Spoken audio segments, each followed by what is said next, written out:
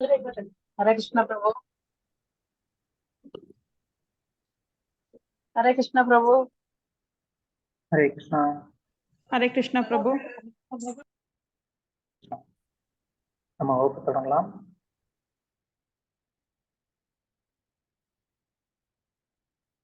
हरे कृष्णा गुरुजी।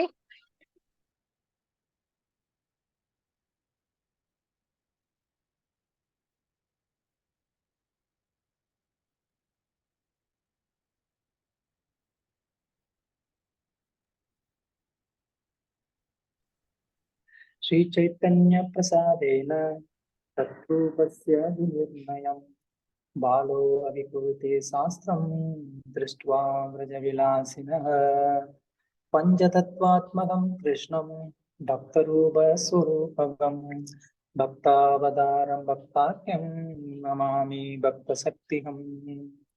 नमो महावदन्याय कृष्णप्रेम प्रदायते कृष्णाय कृष्ण चैतन्य नामिने गौरद्विषे नमः। देयं सदा परिभावगणम् अभिष्टदोहं तीर्थस्पदं शिवविरिञ्चिनुतं शरण्यं नृत्याभ्यहं प्रणतबालभवाप्तिबोधं वन्दे महापुरुषदे चरणारविन्दम्।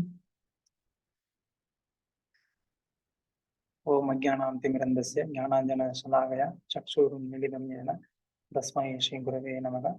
श्रीचैतन्यमनोभीष्टं स्थापितं येन भूतले स्वयं रूपकदा मह्यं ददाति स्वपदान्तिकं वन्देऽहं श्रीगुरुं श्रीधमपथकमलं श्रीगुरून् वैष्णवां च श्रीरूपं सागरजातं सगगण रघुनाथान्वितं तं सजीवं साद्वैतं सावधूतं परिजनसहितं कृष्णचैतन्यदेवं श्रीराधाकृष्णपादां सगगणललिता श्रीविशाखान्वितं च हे कृष्णा करुणा सिंधु दीनबंधो जगत्पते गोपेश गोपिका कांता राधा कांता नमोस्तुते तप्त कांचन गौरांगी राधे वृंदावनेश्वरी वृषभानुसुते देवी प्रणमामि हरिप्रिये वाञ्छाकल्पतरुभ्यश्च कृपा सिन्धुभ्यः च पतितानां पावनेभ्यो वैष्णवेभ्यो नमो नमः। नमो ओं विष्णुपादाय कृष्णपृष्ठाय भूतले श्रीमदे भक्तिवेदांत स्वामिनिधि नामिने नमस्ते सरस्वती देवी गौरवाणी प्रचारिणे निर्विशेष शून्यवादी पाशाल्य देशधारणे। जय श्री कृष्ण चैतन्य प्रभु नित्यानंद श्री अद्वैत गदाधर श्रीवासादि गौर भक्त वृंद। हरे कृष्ण कृष्ण कृष्ण हरे हरे हरे राम राम राम हरे हरे। மந்திரம் சொல்லி முடிச்ச உடனே மாதாஜியோடைய காட்சி நீ எங்க லாகின் ஆனீங்களோ இல்லையோன்னு நினைச்சுக்கிட்டு இருக்கேன். இல்ல பிரபு ஆனா இருந்து. ஓகே, தேங்க்யூ வெரி மச் பக்தர்கள். என்னுடைய மனமார்ந்த நன்றிகள். இந்த 4ஆம் நாள் சிக்ஷாஷ்டகம் செமினாருக்கு உங்களை வரவேற்கிறதுல ரொம்ப சந்தோஷம். ಹರೇ ಕೃಷ್ಣ. ಮತ್ತೆ ನಿಮ್ಮನ್ನೆಲ್ಲರನ್ನು ಈ ಶಿಷ್ಟಾಷ್ಟಕಂ ಸೆಮಿನಾರ್ಗೆ வரவேற்கிறேವೆ. நம்ம வந்து நேற்றைய வகுப்புல என்ன பார்த்தோன்றத 5 minutes நம்ம வந்து ஒரு ரீகாப் பண்ணிட்டு அப்புறமா இன்றைய வகுப்புக்குள்ள போகலாம். ನಿನ್ನೆ ಏನೆಲ್ಲ ಚರ್ಚೆ ಮಾಡಿದೀವಿ ಅಂತ ಹೇಳ್ತಾ ಎಲ್ಲರೂ ಒಂದು 5 ನಿಮಿಷ ನಿಮ್ಮ ಅಭಿಪ್ರಾಯಗಳನ್ನ ತಿಳಿಸಬಹುದು. ನಂತರ ಇವತ್ತಿನ ವಿಭಾಗವನ್ನ ನೋಡೋಣ. நேற்று கிளாஸ்ல என்ன டிஸ்கஸ் பண்ணோம்? ஏதாவது முக்கியமான பாயிண்ட் யாராவது சொல்றீங்க? தினேஷ்குமார் பிரபு சொல்லுங்க. பிரபு, வைகாரிக, மதிமா, பாஷந்தி, பரா அப்படி நம்ம பார்த்தோம் பிரபு. 4 சப்தங்களை பத்தி. ஓகே, அது பரான்றது லாஸ்ட் ஸ்டேஜ் பிரபு. அது திவ்யமான மனம், உடல், புத்தி. அதை தாண்டி நம்ம வந்து பண்றதுதான் வந்து இந்த நாம சங்கீர்த்தனம் வந்து இது ஆகும் அப்படின்னு சொல்லிங்க. ஓகே, தேங்க்யூ பிரபு.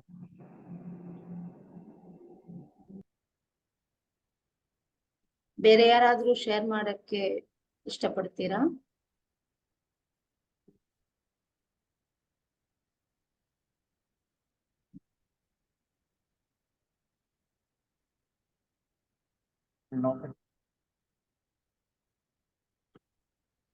யாராவது? ಹರೇ ಕೃಷ್ಣ. ಹರೇ ಕೃಷ್ಣ ಮಾತಾಜಿ ಹೇಳಿ. ನಿನ್ನೆ ನಾವು ಬಂದು ರೂಪ ಭಕ್ತರು ಬಂದ್ಬಿಟ್ಟು ಹೇಗೆ ಇರ್ಬೇಕು, ವೇಣು ಲೀಲಾ, ರೂಪ ಲೀಲಾ, ಪ್ರೇಮ ಲೀಲಾ, ಲೀಲಾ ಮಾಧುರ್ಯ, ಇದ್ರ ಬಗ್ಗೆನೂ ನಾವು ಚರ್ಚೆ ಮಾಡಿದ್ವಿ ಪ್ರಭು. ವೇಣು ಮಾಧುರ್ಯ, ಲೀಲಾ ಮಾಧುರ್ಯ ಮತ್ತೆ ರೂಪ ಮಾಧುರ್ಯ, ಈ 4 ವಿಷಯಗಳ ಬಗ್ಗೆನೂ ನಾವು ನಿನ್ನೆ ಚರ್ಚೆ ಮಾಡಿದ್ವಿ Prabhu. Okay, thank you very much. ಬೇರೆ ಯಾರಾದ್ರೆ? ಹರೇ ಕೃಷ್ಣ ಪ್ರಭು. ಸರ್ವ ಆತ್ಮ ಎಂದರೆ 84 ಲಕ್ಷ ಜೀವಗಳಿಗೆ ಹೋಲುತ್ತದೆ. ಪರಂ ವಿಜಯತೆ ಸಂಕೀರ್ತನೆ ಹೇಗೆ ಹೇಳುವುದು ಸಾಧ್ಯ?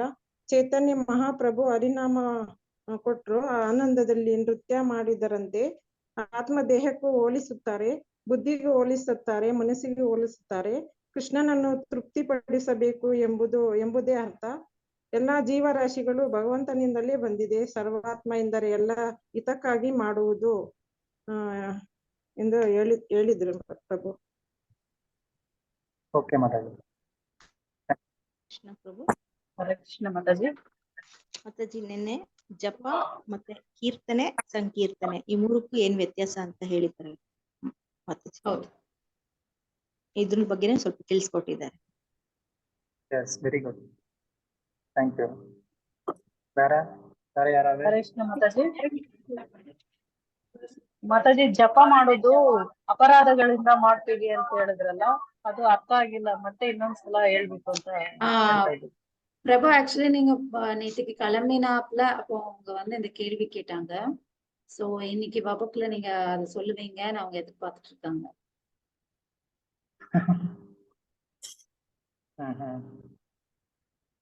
ಅದು ಜೋರಾಗಿ ಉಚ್ಚಾರಣೆ ಮಾಡ್ಬೇಕಾ ಇಲ್ಲ ಮನಸ್ಸಲ್ಲಿ ಉಚ್ಚಾರಣೆ ಮಾಡ್ಬೇಕಾ ಕನ್ಫ್ಯೂಸ್ ಆಗ್ಬಿಟ್ಟಿದೆ ನಿನ್ನೆಯಿಂದ ನಮ್ಗೆ. ஓகே, சொல்லுங்க சுதாமா. ஹரே கிருஷ்ணா பிரபு. பிரபு, சப்தம் வந்து 4 நிலையில சொல்லியிருந்தீங்க. முதல்ல வந்து வைகாரிகா, மத்தியமா நிலை, பசியந்தி, பரா அப்படின்னு சொல்லிட்டு 4ஐயும் டிஸ்கிரைப் பண்ணியிருந்தீங்க Prabhu. Okay, thank you. Hare Krishna. அது மறுபடியும் இன்னொரு வாட்டி சொல்லுங்க பிரபு, அது புரியல கரெக்டா. ஓகே, முதல்ல இது முடியட்டும், நான் சொல்றேன். வேற யாராவது? ஹரே கிருஷ்ணா பிரபுஜி. ஜபம் வந்து மனதுக்குள்ளே ஜபிப்பது வந்து மந்திர ஜபம் அப்படி சொன்னீங்க பிரபுஜி. அப்புறம் கீர்த்தனம் வந்து வாயால் உச்சரித்து காதால் கேட்பது வந்து கீர்த்தனம் பிரபுஜி. சங்கீர்த்தனம் வந்து அபராதம் இல்லாமல் கூறுவது வந்து சங்கீர்த்தனம் பிரபுஜி. சொன்னது யாரு பிரபுஜி? நீங்க நேற்றுக்கு அதை பத்தி டிஸ்கஸ் பண்றீங்க பிரபுஜி. இப்ப சொன்னது யார்? மாதாஜி பேர் என்ன? Kavitha Mataji Prabhuji. Okay, very good, very good. பாத்தீங்களா, கிளீனா கரெக்டா நோட் பண்ணிருக்காங்க அவங்க. அவங்களுக்கு எந்த விதமான டவுட்டும் இல்லை. தேங்க்யூ பிரபுஜி. Very good. வேற யாராவது?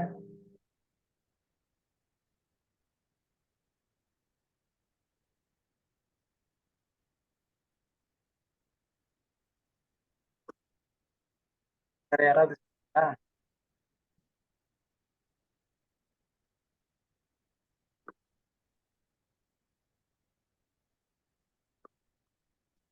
ಬೇರೆಯವರು ಹೇಳ್ತೀರಾ?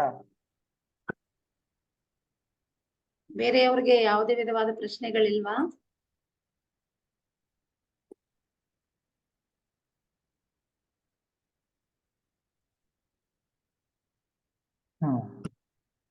ஓகே, ஸோ ஜஸ்ட் 2 minutes நேற்று கிளாஸ்ல என்ன பார்த்தோம் ஒரு வாட்டி ரிப்பீட் பண்ணிட்டு அப்புறமா இன்டர்வியூ போகலாம்.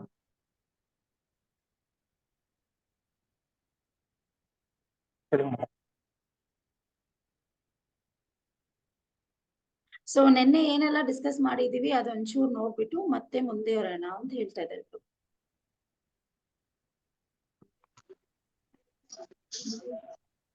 ಹರೇ ಕೃಷ್ಣ ಮಾತಾಜಿ.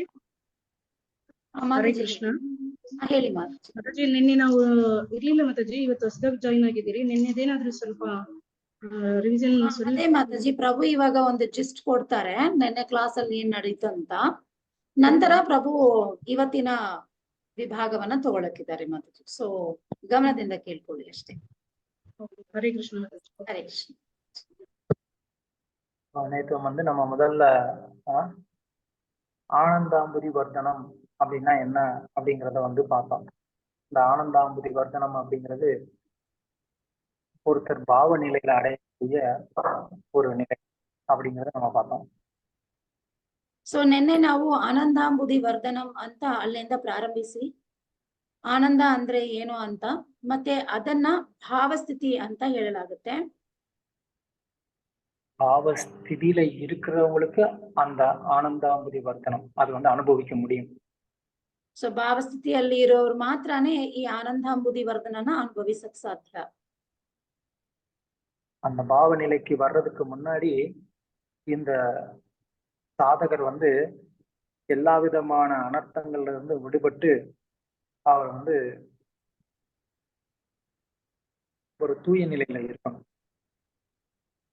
ಸೊ ಒಬ್ಬ ಸಾಧಕ ಭಾವಸ್ಥಿತಿಗೆ ಬರ್ಬೇಕು ಅಂತ ಹೇಳಿದ್ರೆ ಅನರ್ಥ ನಿವೃತ್ತಿ ಅಂದ್ರೆ ಅನರ್ಥಗಳನ್ನೆಲ್ಲ ನಿವೃತ್ತಿ ಮಾಡ್ತಾ ಈ ಒಂದು ಭಾವಸ್ಥಿತಿಗೆ ಬರಕ್ಕಾಗತ್ತೆ. ಬಂದಾಗ ಅವರು ಆನಂದ ನೆಲೆಯಲ್ಲಿ ಇರ್ತಾರೆ. அப்புறம் அதுக்கடுத்து வந்து பிரதீப சுவாதனம் அப்படின்னா என்னங்கிறத பார்த்தோம். எப்படி ஒரு பக்தர் அவர் வந்து ஒவ்வொரு ஸ்டெப்லையும் அவர் வந்து ஆனந்தத்தை அனுபவிக்கிறாரு அப்படின்றத பார்த்தோம். ಪ್ರತಿಪದಂ ಪೂರ್ಣಾಮೃತ ಸ್ವಾದನಂ ಅಂತ ಹೇಳಿದ್ರೆ ಪದಂ ಅಂತ ಇಲ್ಲಿ ಏನ್ ಅರ್ಥ ಆಗತ್ತಂದ್ರೆ ಒಂದೊಂದು ಹೆಜ್ಜೆ. ಸೊ ಭಕ್ತನಾದವನು ಒಂದೊಂದು ಹೆಜ್ಜೆಯಲ್ಲಿ ಕೂಡ ಪರಮ ಆನಂದವನ್ನ ಅನುಭವಿಸುತ್ತಾನೆ. வந்து பிரேமை நிலையினுடைய ஒரு வெளிப்பாடு. பிரேமை நிலையில இருக்கிறவங்க இந்த மாதிரி ஒவ்வொரு அடியிலையும் அவங்களால வந்து ஆனந்தத்தை அனுபவிக்க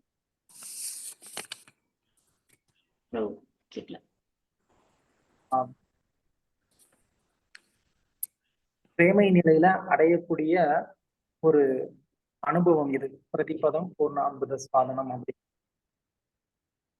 ಸೊ ಪ್ರತಿಪದಂ ಪೂರ್ಣಾಮೃತ ಸ್ವಾದನಂ ಅಂತ ಹೇಳಿದ್ರೆ ಪ್ರೇಮ ಸ್ಥಿತಿಯನ್ನ ಒಬ್ಬ ಸಾಧಕ ಅನುಭವಿಸುವುದೇ. ಸೊ அதுல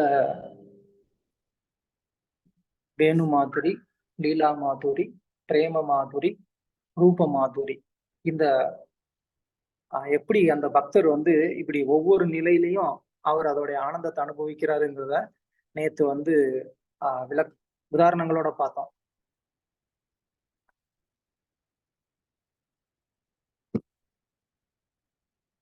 சொல்லுங்க மாதாஜி. மாதாஜி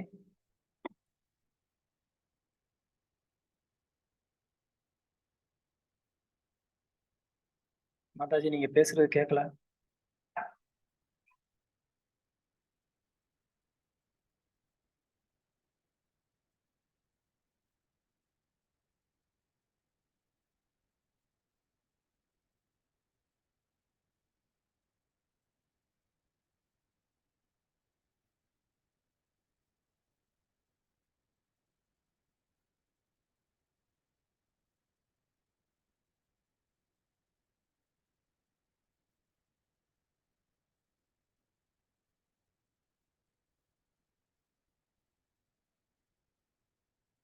அன்மியூட் பண்ணிக்கோங்க மாதாஜி.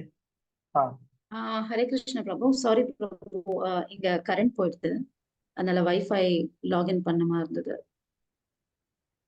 ஓகே. அந்த பக்தர் வந்து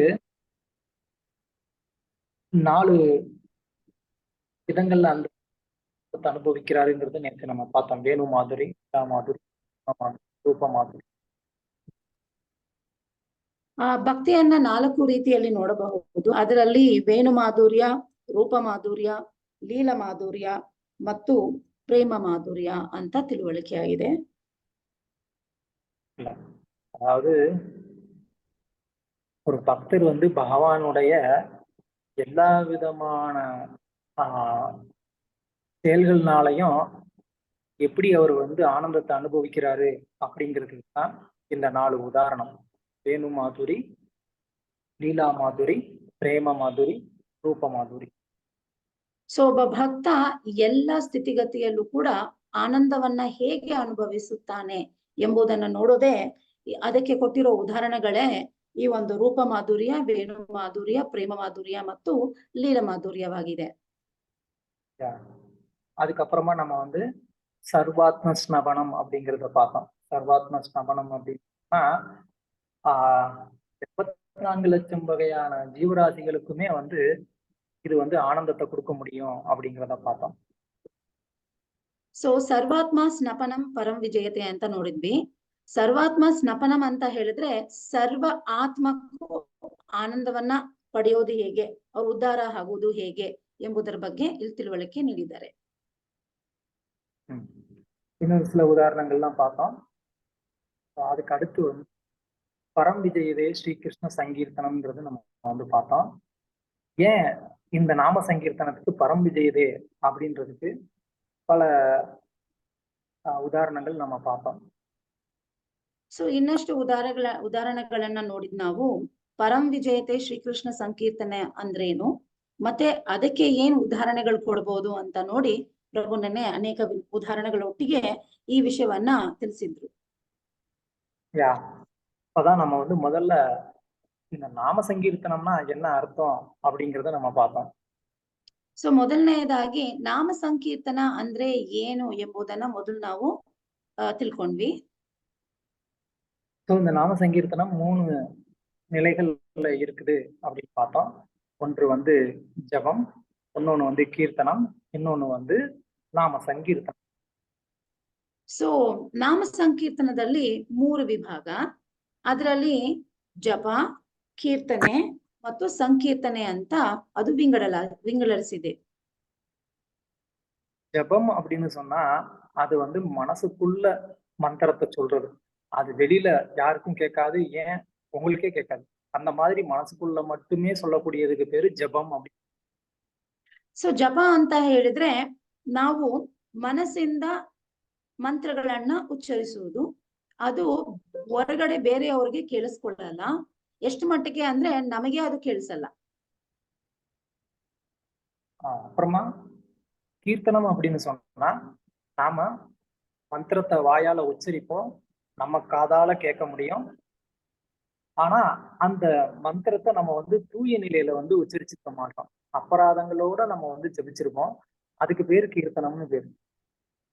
ಕೀರ್ತನ ಅಂತ ಹೇಳಿದ್ರೆ ನಾವು ಮಂತ್ರ ಜಪನ ಮಾಡ್ತೀವಿ, ಬಾಯಿಂದ ಹೇಳ್ತೀವಿ, ಕಿವಿಯಿಂದ ಕೇಳ್ತೀವಿ. ಆದ್ರೆ ಅದರಲ್ಲಿ ತುಂಬಾ ಅಪರಾಧಗಳನ್ನ ಕೂಡ ಮಾಡ್ತೀವಿ. ಅದೇ ಅರ್ಥ. சங்கீர்த்தனம் அப்படின்னு சொன்னா அந்த வார்த்தை மூல அதன ரூட் மீனிங் அப்படின்னு சொல்லுவாங்க. அதாவது மூல அர்த்தம், அந்த எக்ஸாக்ட் அந்த வார்த்தைக்கான மூல அர்த்தம் என்ன அப்படின்னு சொன்னா சங்கீர்த்தனம். சம் அப்படின்னு சொன்னா கம்ப்ளீட், பூர்ணமானதுன்னு அர்த்தம். பூர்ணமானதுன்னு சொன்னா எந்த விதமான அபராதங்களும் இல்லாம தூய நிலையில சொல்லக்கூடியதுக்கு பேர் தான் சங்கீர்த்தனம். கீர்த்தனம்னா மந்திரத்தை வாயால சொல்லி காதால கேட்கிறது. சங்கீர்த்தனம் அப்படின்னு சொன்னா அந்த செயலே தூய்மையான பூர்ணமான நிலையில அது நடக்கும் போது அதுக்கு பேரு சங்கீர்த்தனம்னு பேரு. ಸೊ ಸಂಕೀರ್ತನೆ ಅಂತ ಹೇಳಿದ್ರೆ ಆ ಸಂ ಅಂತ ಹೇಳಿದ್ರೆ ಅದರ ಮೂಲ ಧಾತು ಎಲ್ಲಿಂದ ಬರ್ತಾ ಇದೆ ಅಂತ ಹೇಳಿದ್ರೆ ಸಂಪೂರ್ಣ. ಸೊ ಸಂಪೂರ್ಣ ಅಂತ ಹೇಳಿದ್ರೆ ಇದರಲ್ಲಿ ಯಾವುದೇ ದೋಷಗಳು, ಯಾವುದೇ ಅಪರಾಧಗಳನ್ನ ನಾವು ಕಂಡುಹಿಡಿಯಕ್ಕೆ ಸಾಧ್ಯ ಆಗುದಿಲ್ಲ. ಸೊ ಹಾಗಾಗಿ ಇದನ್ನ ಸಂಕೀರ್ತನೆ ಅಂತ ಹೇಳ್ತಾರೆ. ಸಂಕೀರ್ತನೆ ಅಂದ್ರೆ ಕಂಪ್ಲೀಟ್ ಆಗಿ, ಪೂರ್ಣಾವತಿಯಾಗಿ ಎಂಬುದೇ ಅರ್ಥ ಆಗುತ್ತೆ. இதுதான் 3 நிலை: ஜபம், கீர்த்தனம், சங்கீர்த்தனம். ಸೊ ಇದೇ 3 ಸ್ಥಿತಿಗಳು. ಅದೇ ಜಪ, ಕೀರ್ತನೆ, ಸಂಕೀರ್ತನೆ. அதுக்கப்புறமா நம்ம வந்து எப்படி இந்த வெறும் சப்த அதிர்வு நமக்கு வந்து அந்த உன்னதமான திவ்ய நிலையை வந்து கொடுக்க முடியும் அப்படின்றதுக்கு உதாரணமா அந்த சப்த நிலைகள்ல வந்து எப்படி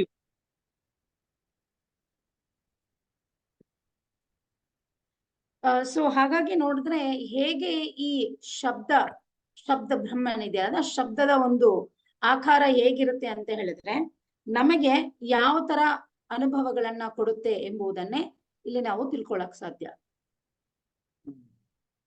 அது வைகாரிகா, மத்தியம, பஷ்யந்தி, பரா அப்படின்னு 4 நிலைகள்ல உணரப்படுது. ಸೊ ಹಾಗಾಗಿ ನೋಡಿದ್ರೆ ಈ ಶಬ್ದ ರೂಪವನ್ನ 4 ರೀತಿಯಾಗಿ ನಾವು ನೋಡಬಹುದು. ಮೊದಲನೇದಾಗಿ ವೈಕಾರಿಕ, ಎರಡನೇದು ಮಧ್ಯಮ, ಮೂರನೇದು ಪಶ್ಯಂತಿ, ನಾಲ್ಕನೇದು ಪರ. இதுல வைகாரிகா அப்படின்னு சொன்னா அது ரொம்பவும் ஸ்தூல நிலையில உச்சரிக்கப்படக்கூடிய ஒரு சப்தம் அப்படின்னு பார்ப்போம். ಸೊ ವೈಕಾರಿಕ ಅಂದ್ರೆ ಏನರ್ಥ ಅಂದ್ರೆ ತುಂಬಾ ಸ್ಥೂಲ ಸ್ಥಿತಿಯಲ್ಲಿ ಅದನ್ನ ನಾವು ಉಚ್ಚರಿಸ್ತಾ ಇದೀವಿ ಅಂತ ಹೇಳಬಹುದು. மத்தியம அப்படின்னு சொன்னா அது நடுநிலையான ஒரு சப்தம். அது மனோநிலையில உணரப்படக்கூடிய ஒரு சப்தம். ಸೊ ಮಧ್ಯಮ ಅಂತ ಹೇಳಿದ್ರೆ ಅದು ಮಧ್ಯಸ್ಥಿತಿಯನ್ನ ಗುರುತಿಸುತ್ತದೆ. ಈ ಮಧ್ಯಸ್ಥಿತಿ ಯಾವುದಪ್ಪ ಅಂತ ಹೇಳಿದ್ರೆ ಮನಸ್ಸಿಂದ ಏರ್ಪಡಿಸುವುದು ಅಂತ ಅರ್ಥ. மூணாவது பஷ்யந்தி. பஷ்யந்தின்னு சொன்னா லிட்ரல் மீனிங் பார்க்கிறதுன்னு அர்த்தம். ஸோ இந்த நிலையில ஒருத்தர் அவர் சப்தத்துக்கான ரூபம் இதை எல்லாத்தையுமே அவர்னால பார்க்க முடியும். ಸೊ ಪಶ್ಯಂತಿ ಅಂತ ಹೇಳಿದ್ರೆ ಅದಕ್ಕೆ ಒಂದು ಸರಿಯಾದ ಅರ್ಥ ಅಂತ ಹೇಳಿದ್ರೆ ನೋಡುವುದು ಅಂತ ಅರ್ಥ ಆಗುತ್ತೆ. ಸೊ ಒಬ್ಬ ಉನ್ನತವಾದ ಭಕ್ತನಾದ ಇರುವವನು ಅವನು ಏನ್ ಮಾಡ್ತಾನೆ ಅಂತ ಹೇಳಿದ್ರೆ ಆತನ ಆ ಶಬ್ದದ ರೂಪವನ್ನ ಅವನು ಕಾಣಕ್ಕಾಗತ್ತೆ, ಅವನು ನೋಡಕ್ಕಾಗತ್ತೆ. இந்த ஒரு சத்தம் அவருக்கு இமிಡಿಯೇಟಾன ஒரு ஞானத்தை கொடுக்கும். ಸೊ ಈ ಶಬ್ದವು ಅವರಿಗೆ ತಕ್ಷಣವೇ ಜ್ಞಾನವನ್ನ ನೀಡುತ್ತದೆ. ஒரு எளிமையான ஒரு உதாரணம் சொல்லணும்னு சொன்னா, சப்போஸ் நீங்க உங்க வீட்டு ஜன்னல்ல ஒரு கிளாஸ் வச்சிருந்தீங்க, டம்ளர். நீங்க இருக்கிறது அந்த அந்த விண்டோ, அந்த ஜன்னல் எங்க இருக்கு? அது ஹால்ல இருக்கு. நீங்க இருக்கிறது ஒரு 2-3 ரூம் தள்ளி இருக்கிறீங்க. அங்க உள்ள ஏதோ ஒர்க் பண்ணி சொல்லுங்க, நான் பேசிட்டே இருக்கேன். ಸೊ ಹಾಗಾಗಿ ನೋಡಿದ್ರೆ ಇದನ್ನ ಒಂದು ಸಿಂಪಲ್ ಎಕ್ಸಾಂಪಲ್ ಅಂದ್ರೆ ಒಂದು ಉದಾಹರಣೆ ಆಗಿ ಹೇಳ್ಬೇಕು ಅಂತ ಹೇಳಿದ್ರೆ ಒಂದು ಗ್ಲಾಸ್ ಅಲ್ಲಿ ನೀರಿದೆ, ಅದು ಹಾಲ್ ಅಲ್ಲಿ ಇದೆ. ಆದ್ರೆ ನಾವು 1-2-3 ರೂಮ್ ದಾಟಿ ಕೂತಿದ್ದೀವಿ. அப்போ சடனா அந்த கிளாஸ் கீழே விழுகுது, அந்த சத்தம் கேக்குது. நீங்க வேற எங்கேயும் இருக்கிறீங்க. அப்போ அந்த கிளாஸ் விழுந்த உடனே, அந்த சத்தத்தை கேட்ட உடனே உங்களுக்கு என்ன தோணும்? ಸೊ ಇವಾಗ ನೀವು ದೂರದಲ್ಲಿ ಇರುವ ಒಂದು ರೂಮ್ ಅಲ್ಲಿ ಕೂತಿದ್ದೀರಾ, ತಕ್ಷಣ ಗ್ಲಾಸ್ ಕೆಳಗಡೆ ಬಿದ್ದಿದೆ, ನೀರು ಚೆಲ್ಲಿದೆ ಅಂತ ಹೇಳಿದಾಗ ನಿಮಗೆ ಆ ಶಬ್ದವು ಕಂಡು ಬರ್ತಾ ಇದೆ. ಅವಾಗ ನಿಮಗೆ ಸಡನ್ ಆಗಿ ಏನ್ ಜ್ಞಾಪಕ ಆಗತ್ತೆ? என்ன தோணும் உங்களுக்கு? சொல்லுங்க. ಸೌಂಡ್ ಮೇಲೆ ನಾವು ಗ್ಲಾಸೇ ಬಿದ್ದಿರೋದು ಅಂತ ಅರ್ಥ ಮಾಡ್ಕೊಳ್ತೀವಿ. ಮತ್ತೆ ನೋಡದೆ ಇದ್ರು ನಮ್ಗೆ ಗೊತ್ತಾಗುತ್ತೆ ಗ್ಲಾಸ್ ಬಿದ್ದಿರೋದು ಅಂತ. பாருங்க, நீங்க பெரிய ஞானியா இருக்கீங்க, பார்க்காமலே உங்களுக்கு தெரிஞ்சு போச்சு என்ன நடந்துச்சு. ಪ್ರಭು ಹೇಳ್ತಾ ಇದಾರೆ, ನೀವು ದೊಡ್ಡ ಜ್ಞಾನಿ ಆಗ್ಬಿಟ್ಟಿದ್ದೀರಾ, ನೋಡ್ದೇನೆ ಹೇಳ್ತಾ ಇದ್ದೀರಾ ಗ್ಲಾಸ್ ಬಿದ್ದಿದೆ ಅಂತ. ಇಲ್ಲ, ನಾವೇ ನಾವೇ ಇಟ್ಟಿರ್ತೀವಲ್ಲ ಮಾತಾಜಿ, ನಾವೇ ಅದಕ್ಕೆ அதனால எங்களுக்கு தெரியும் அப்படின்னு. அந்த மாதிரி நிறைய உதாரணம் சொல்லலாம். நீங்க வைக்கணும்னு ஒண்ணும் அவசியம் இல்ல. சடனா எங்கேயாவது வேட்டு வெடிக்கிற சத்தம் கேக்குது, அதை கேட்ட உடனே அப்ப நமக்கு தெரியுது அங்க ஒரு யாரோ வேட்டு போடுறாங்க அப்படின்னு. சோ என்ன சொல்றேன்னா, சத்தம் நமக்கு ஞானத்தை கொடுக்க முடியும்ன்றது நான் சொல்றேன். ಸೊ ಇಲ್ಲಿ ಪ್ರಭು ಏನ್ ನಿಮ್ಗೆ ಅರ್ಥ ಮಾಡಿಸಕ್ಕಿದ್ದಾರೆ ಅಂತ ಹೇಳಿದ್ರೆ, ದೂರದಲ್ಲಿ ಯಾರೋ ಪಟಾಕಿ ಹೊಡಿತಾ ಇದ್ದಾರೆ ಅಂತ ಹೇಳಿದ್ರೆ ನಮಗೆ ಇಲ್ಲಿ ಕುತ್ಕೊಂಡೆ ಗೊತ್ತಾಗತ್ತೆ ಅಲ್ಲಿ ಪಟಾಕಿ ಹೊಡಿತಾ ಇದ್ದಾರೆ ಅಂತ. ಸೊ ಅಂದ್ರೆ ಏನ್ ಅರ್ಥ? ಆ ಶಬ್ದದಲ್ಲಿ ನಮಗೆ ಜ್ಞಾನ ಬಂದ್ಬಿಡುತ್ತೆ, ಅಲ್ಲಿ ನಡೆಯುವ ವಿಷಯ ಏನಾಗ್ತಾ ಇದೆ ಅಂತ. அதனால இந்த பஷ்யந்திங்கிற நிலையில அந்த சப்தம் அவருக்கு தேவையான ஞானத்தை கொடுக்குதுன்னு அர்த்தம். ಸೊ ಪಶ್ಯಂತಿ ಸ್ಥಿತಿಯಲ್ಲಿ ಒಬ್ನಿದ್ದಾನೆ ಅಂತ ಹೇಳಿದ್ರೆ ಆ ಶಬ್ದವೇ ಅವನಿಗೆ ಆ ವಿಷಯದ ಬಗ್ಗೆ ಜ್ಞಾನವನ್ನ ತುಂಬಿಸುತ್ತದೆ. அடுத்தது பரா. பரா அப்படின்னு சொன்னா ದಿವ್ಯಮಾನ. ನೆಕ್ಸ್ಟ್ ಬಂದು ಪರ. ಪರ ಅಂತ ಹೇಳಿದ್ರೆ ದಿವ್ಯ ಸ್ಥಿತಿ. இந்த நிலையில ஒருத்தர் மனம், புத்தி, சரீரம் அப்பாற்பட்ட நிலையில கூட அவர்னால குட்டி போடுங்க குட்டி அண்ணாட எல்லாம் கலக்க அவனு பேரு உங்களை பார்க்க போறான்னு. ಸೊ ಪರಾಸ್ಥಿತಿ ದಿವ್ಯ ಸ್ಥಿತಿ ಅಂತ ಹೇಳಿದ್ರೆ ಇದು ಮನಸ್ಸು, ದೇಹ, ಬುದ್ಧಿ, ಅಹಂಕಾರವನ್ನ ದಾಟಿ ಒಬ್ಬನ ಇರುವ ಸ್ಥಿತಿಯೇ ಅಂತ ಅರ್ಥ ಆಗುತ್ತೆ. இதுதான் அந்த சப்தத்தினுடைய 4 நிலை நம்ம வந்து பார்த்தது.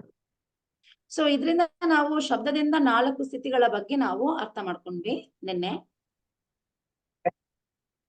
நம்ம இப்போ இன்னைக்கு ஸ்லோகமான 2வது ஸ்லோகத்தை நம்ம வந்து பார்க்கலாம். அதை நீங்க பண்ண முடியும். ಸೊ ಇವತ್ತು ನಾವು 2ನೇ ಶ್ಲೋಕವನ್ನ ಶಿಷ್ಟಾಷ್ಟಕಮಿಂದ ನೋಡಕ್ಕಿದೀವಿ.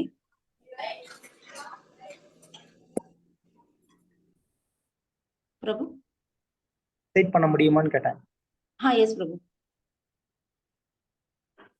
ನಾಮ್ನಾಮಕಾರಿ ಬಹುಧಾ ನಿಜ ಸರ್ವಶಕ್ತೀಶ್ ತತ್ರಾರ್ಪಿತಾ ನಿಯಮಿತಾ ಸ್ಮರಣೇನ ಕಾಲಃ ಏತಾದೃಶೀ ತವ ಕೃಪಾ ಭಗವನ್ ಮಮಾಪಿ ದುರ್ದೈವಂ ಮೀದೃಶಮಿಹ ಜನಿನಾನುರಾಗಃ.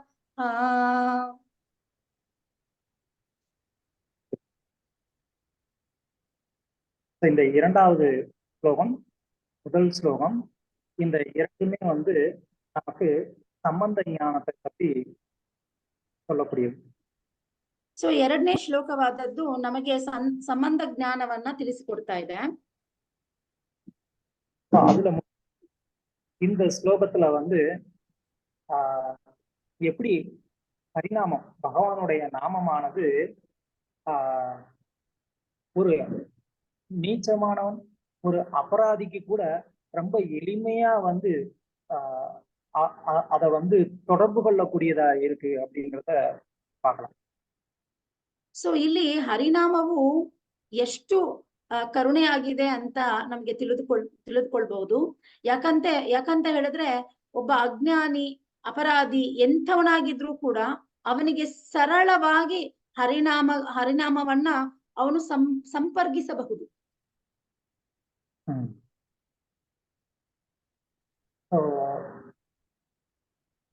முதல்ல இந்த ஸ்லோகத்தை வந்து நம்ம டிவைட் பண்ணிக்கலாம் வார்த்தைகளை. அதுக்கப்புறம் அதுல ஒரு வார்த்தைக்கு என்ன அர்த்தம் அப்படிங்கறத நம்ம பார்க்கலாம். ಸೊ ಮೊದಲನೇದಾಗಿ ಈ ಶ್ಲೋಕವನ್ನ ನಾವು ವಿಂಗಡಿಸೋಣ ಪದವಾಗಿ. ಅನಂತರ ಒಂದೊಂದು ಪದದ ಅರ್ಥವನ್ನ ನಾವು ತಿಳಿದುಕೊಳ್ಳೋಣ. இந்த ஸ்லோகத்துல முதல்ல நம்ம வந்து பிரிக்க வேண்டிய பதம் வந்து நாம் அகாரி. ಸೊ ಮೊದಲನೇದಾಗಿ நாம் அகாரி ಬಹುதா. அதுக்கப்புறம் அந்த இடத்துல கொஞ்சம் யாராவது நோட்ஸ் எடுக்கிறீங்கன்னா ஸ்பேஸ் விட்டுக்கோங்க. அந்த அதை கொஞ்சம் நம்ம எக்ஸ்பிளைன் பண்ணுவோம். ಸೊ ಇಲ್ಲಿ ನಾವು ಅದನ್ನ ಸ್ವಲ್ಪ ಎಕ್ಸ್ಪ್ಲೇನ್ ಮಾಡಕ್ಕೆ ಸ್ವಲ್ಪ ಜಾಗ ಬಿಟ್ಬಿಡಿ.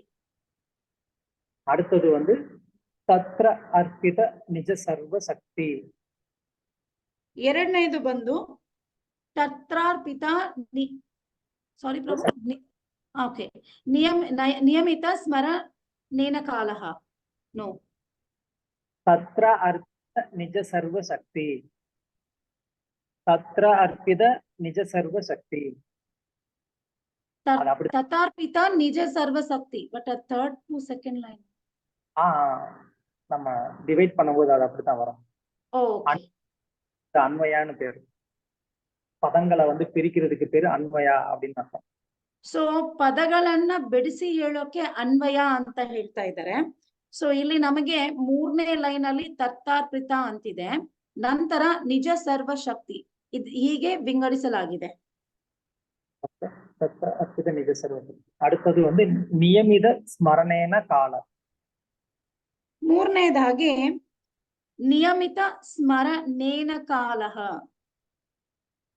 நாலாவது வந்து அடுத்தது ஏதா கிருஷி தவ கிருபா மம அபி. ಸೊ ನಾಲ್ಕನೆಯದಾಗಿ ಏತಾದೃಶಿ ತವ ಕೃಪಾ ಭಗವನ್ ಮಮಾಪಿ. அது வந்து ஈத்ருஷம் துர்தெய்வம் மாத்தி சொல்லணும். ಕೊನೆಯದಾಗಿ ದುರ್ದೈವಂ ಈದೃಶಮಿಹ ಜನಿ ನಾನುರಾಗಃ. மாதாஜி ಪ್ರಭು ಕೇಕ್ಲ ஈத்ருஷம் துர்தெய்வம், ஈத்ருஷம் துர்தெய்வம், அவ்வளவுதான். ಓಕೆ. ஈத்ருஷம் துர்தெய்வம். ಸೊ ಐದನೇದಾಗಿ ಈದೃಶಂ துர்தெய்வம். ದುರ್ದೈವಂ. அஞ்சாவது வார்த்தை 5 தடவை நான் சொல்லிட்டேன். ஹரே கிருஷ்ண பிரபு. பிரபு எனக்கு கிளியரா கேட்டுண்டில்ல, பிகாஸ் நெட்வொர்க் இஷ்யூவா இருக்கிறதுனால எனக்கு கிளியரா கேட்க மாட்டேங்குது. ஓகே, நெக்ஸ்ட் இகஜானி நானுராக. 6th one இஹ ஜனி நானுராகஹ. இப்போ இந்த ஸ்லோகத்துக்கான அர்த்தத்துக்குள்ள போறதுக்கு முன்னாடி நம்ம நாமத்துக்கு இங்க சொல்லியிருக்கிறாங்க சர்வசக்தி, அதுக்கு வந்து சக்தி இருக்கு அப்படின்னு சொல்லி. ஸோ அதனால அது எப்படி வந்து சக்தி இருக்கு அப்படிங்கிறத நம்ம வந்து முதல்ல கொஞ்சம் பார்க்கலாம்.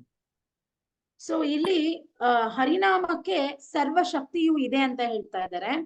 ಸೊ ಈ ಹರಿನಾಮಕ್ಕೆ ಸರ್ವಶಕ್ತಿ ಹೇಗಿದೆ ಎಂಬುದನ್ನ ಇವಾಗ ನಾವು ನೋಡಕ್ಕಿದೀವಿ. ஸோ பகவானுடைய நாமம் வந்து 2 கேட்டகரியா வந்து பிரிக்கிறாங்க. ஒண்ணு வந்து முக்கிய நாமம், இன்னொன்னு வந்து கவுன நாமம்னு அர்த்தம்.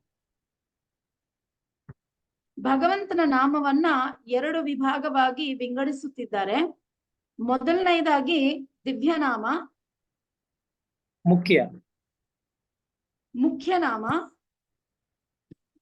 ಗೌಣ. ಸಾರಿ ಪ್ರಭು, ಮುಖ್ಯ ನಾಮ, ரெண்டாவது வந்து கவுன. ಗವನಂ, கவுன ಗೌಣ, ಗೌಣ ನಾಮ. அது இங்கிலீஷ்ல கவுன்னு நினைச்சுக்காதீங்க. ಸೊ ಅದು ಆಂಗ್ಲ ಭಾಷೆಯಲ್ಲಿ ಗೌಣ ಅಂತ ತಿಳ್ಕೊಂಬಿಡಿ, ಬಟ್ಟೆ ಅಂತ ತಿಳ್ಕೊಂಬಿಡಿ ಅಂತ ಹೇಳ್ತಾ ಇದಾರೆ. ஓகே, சோ இதுல இந்த ಗೌನ ಅಂದ್ರೆ ಏನು ಅಂತ ಅರ್ಥ ಆಗಿಲ್ಲ. ಮಾತಾಜಿ ಇವಾಗ ಹೇಳ್ತಾರೆ, ಮಾತಾಜಿ ತಿಳಿಸ್ತಾರೆ ಪ್ರಭು. முக்கிய அப்படின்னு சொன்னா பகவானை நேரடியா குறிக்கக்கூடிய நாமம். ಸೊ ಮುಖ್ಯ ನಾಮ ಅಂತ ಹೇಳಿದ್ರೆ ಭಗವಂತನನ್ನ ನೇರವಾಗಿ ತಿಳಿಸುವುದು ಅಂತ ಅರ್ಥ. ஃபார் எக்ஸாம்பிள் கிருஷ்ணா, ராமா, நரசிம்மா, இதெல்லாம் வந்து டைரக்டா, அதுவும் வந்து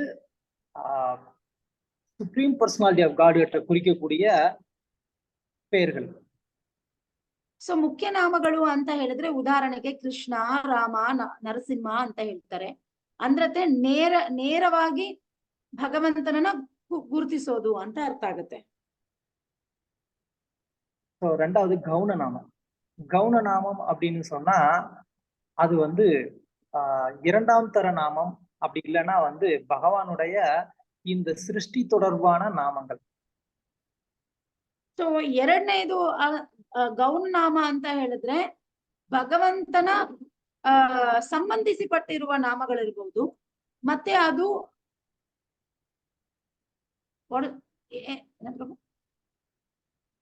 ಭೌತಿಕ ಸೃಷ್ಟಿ, ಭೌತಿಕ ಸೃಷ್ಟಿಯನ್ನ ಗುರುತಿಸಿರುವ ನಾಮಗಳಾಗಿರ್ಬಹುದು. ಸೊ இந்த நாமங்கள் 2 வகையா இருக்கு. ಸೊ ಹೀಗಾಗಿ ಭಗವಂತನಿಗೆ 2 ವಿಧವಾದ ರೂಪದ ನಾಮಗಳು ಉಂಟು. இந்த 2 விதமான நாமங்களை வந்து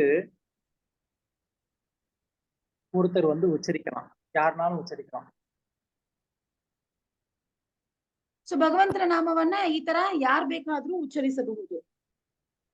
அதுல யார் ஒருத்தர் இந்த முக்கிய நாமத்தை வந்து உச்சரிக்கிறாரோ அவருக்கு பகவானுக்கு மேல அன்பு வந்து ஜாஸ்தி ஆகுது.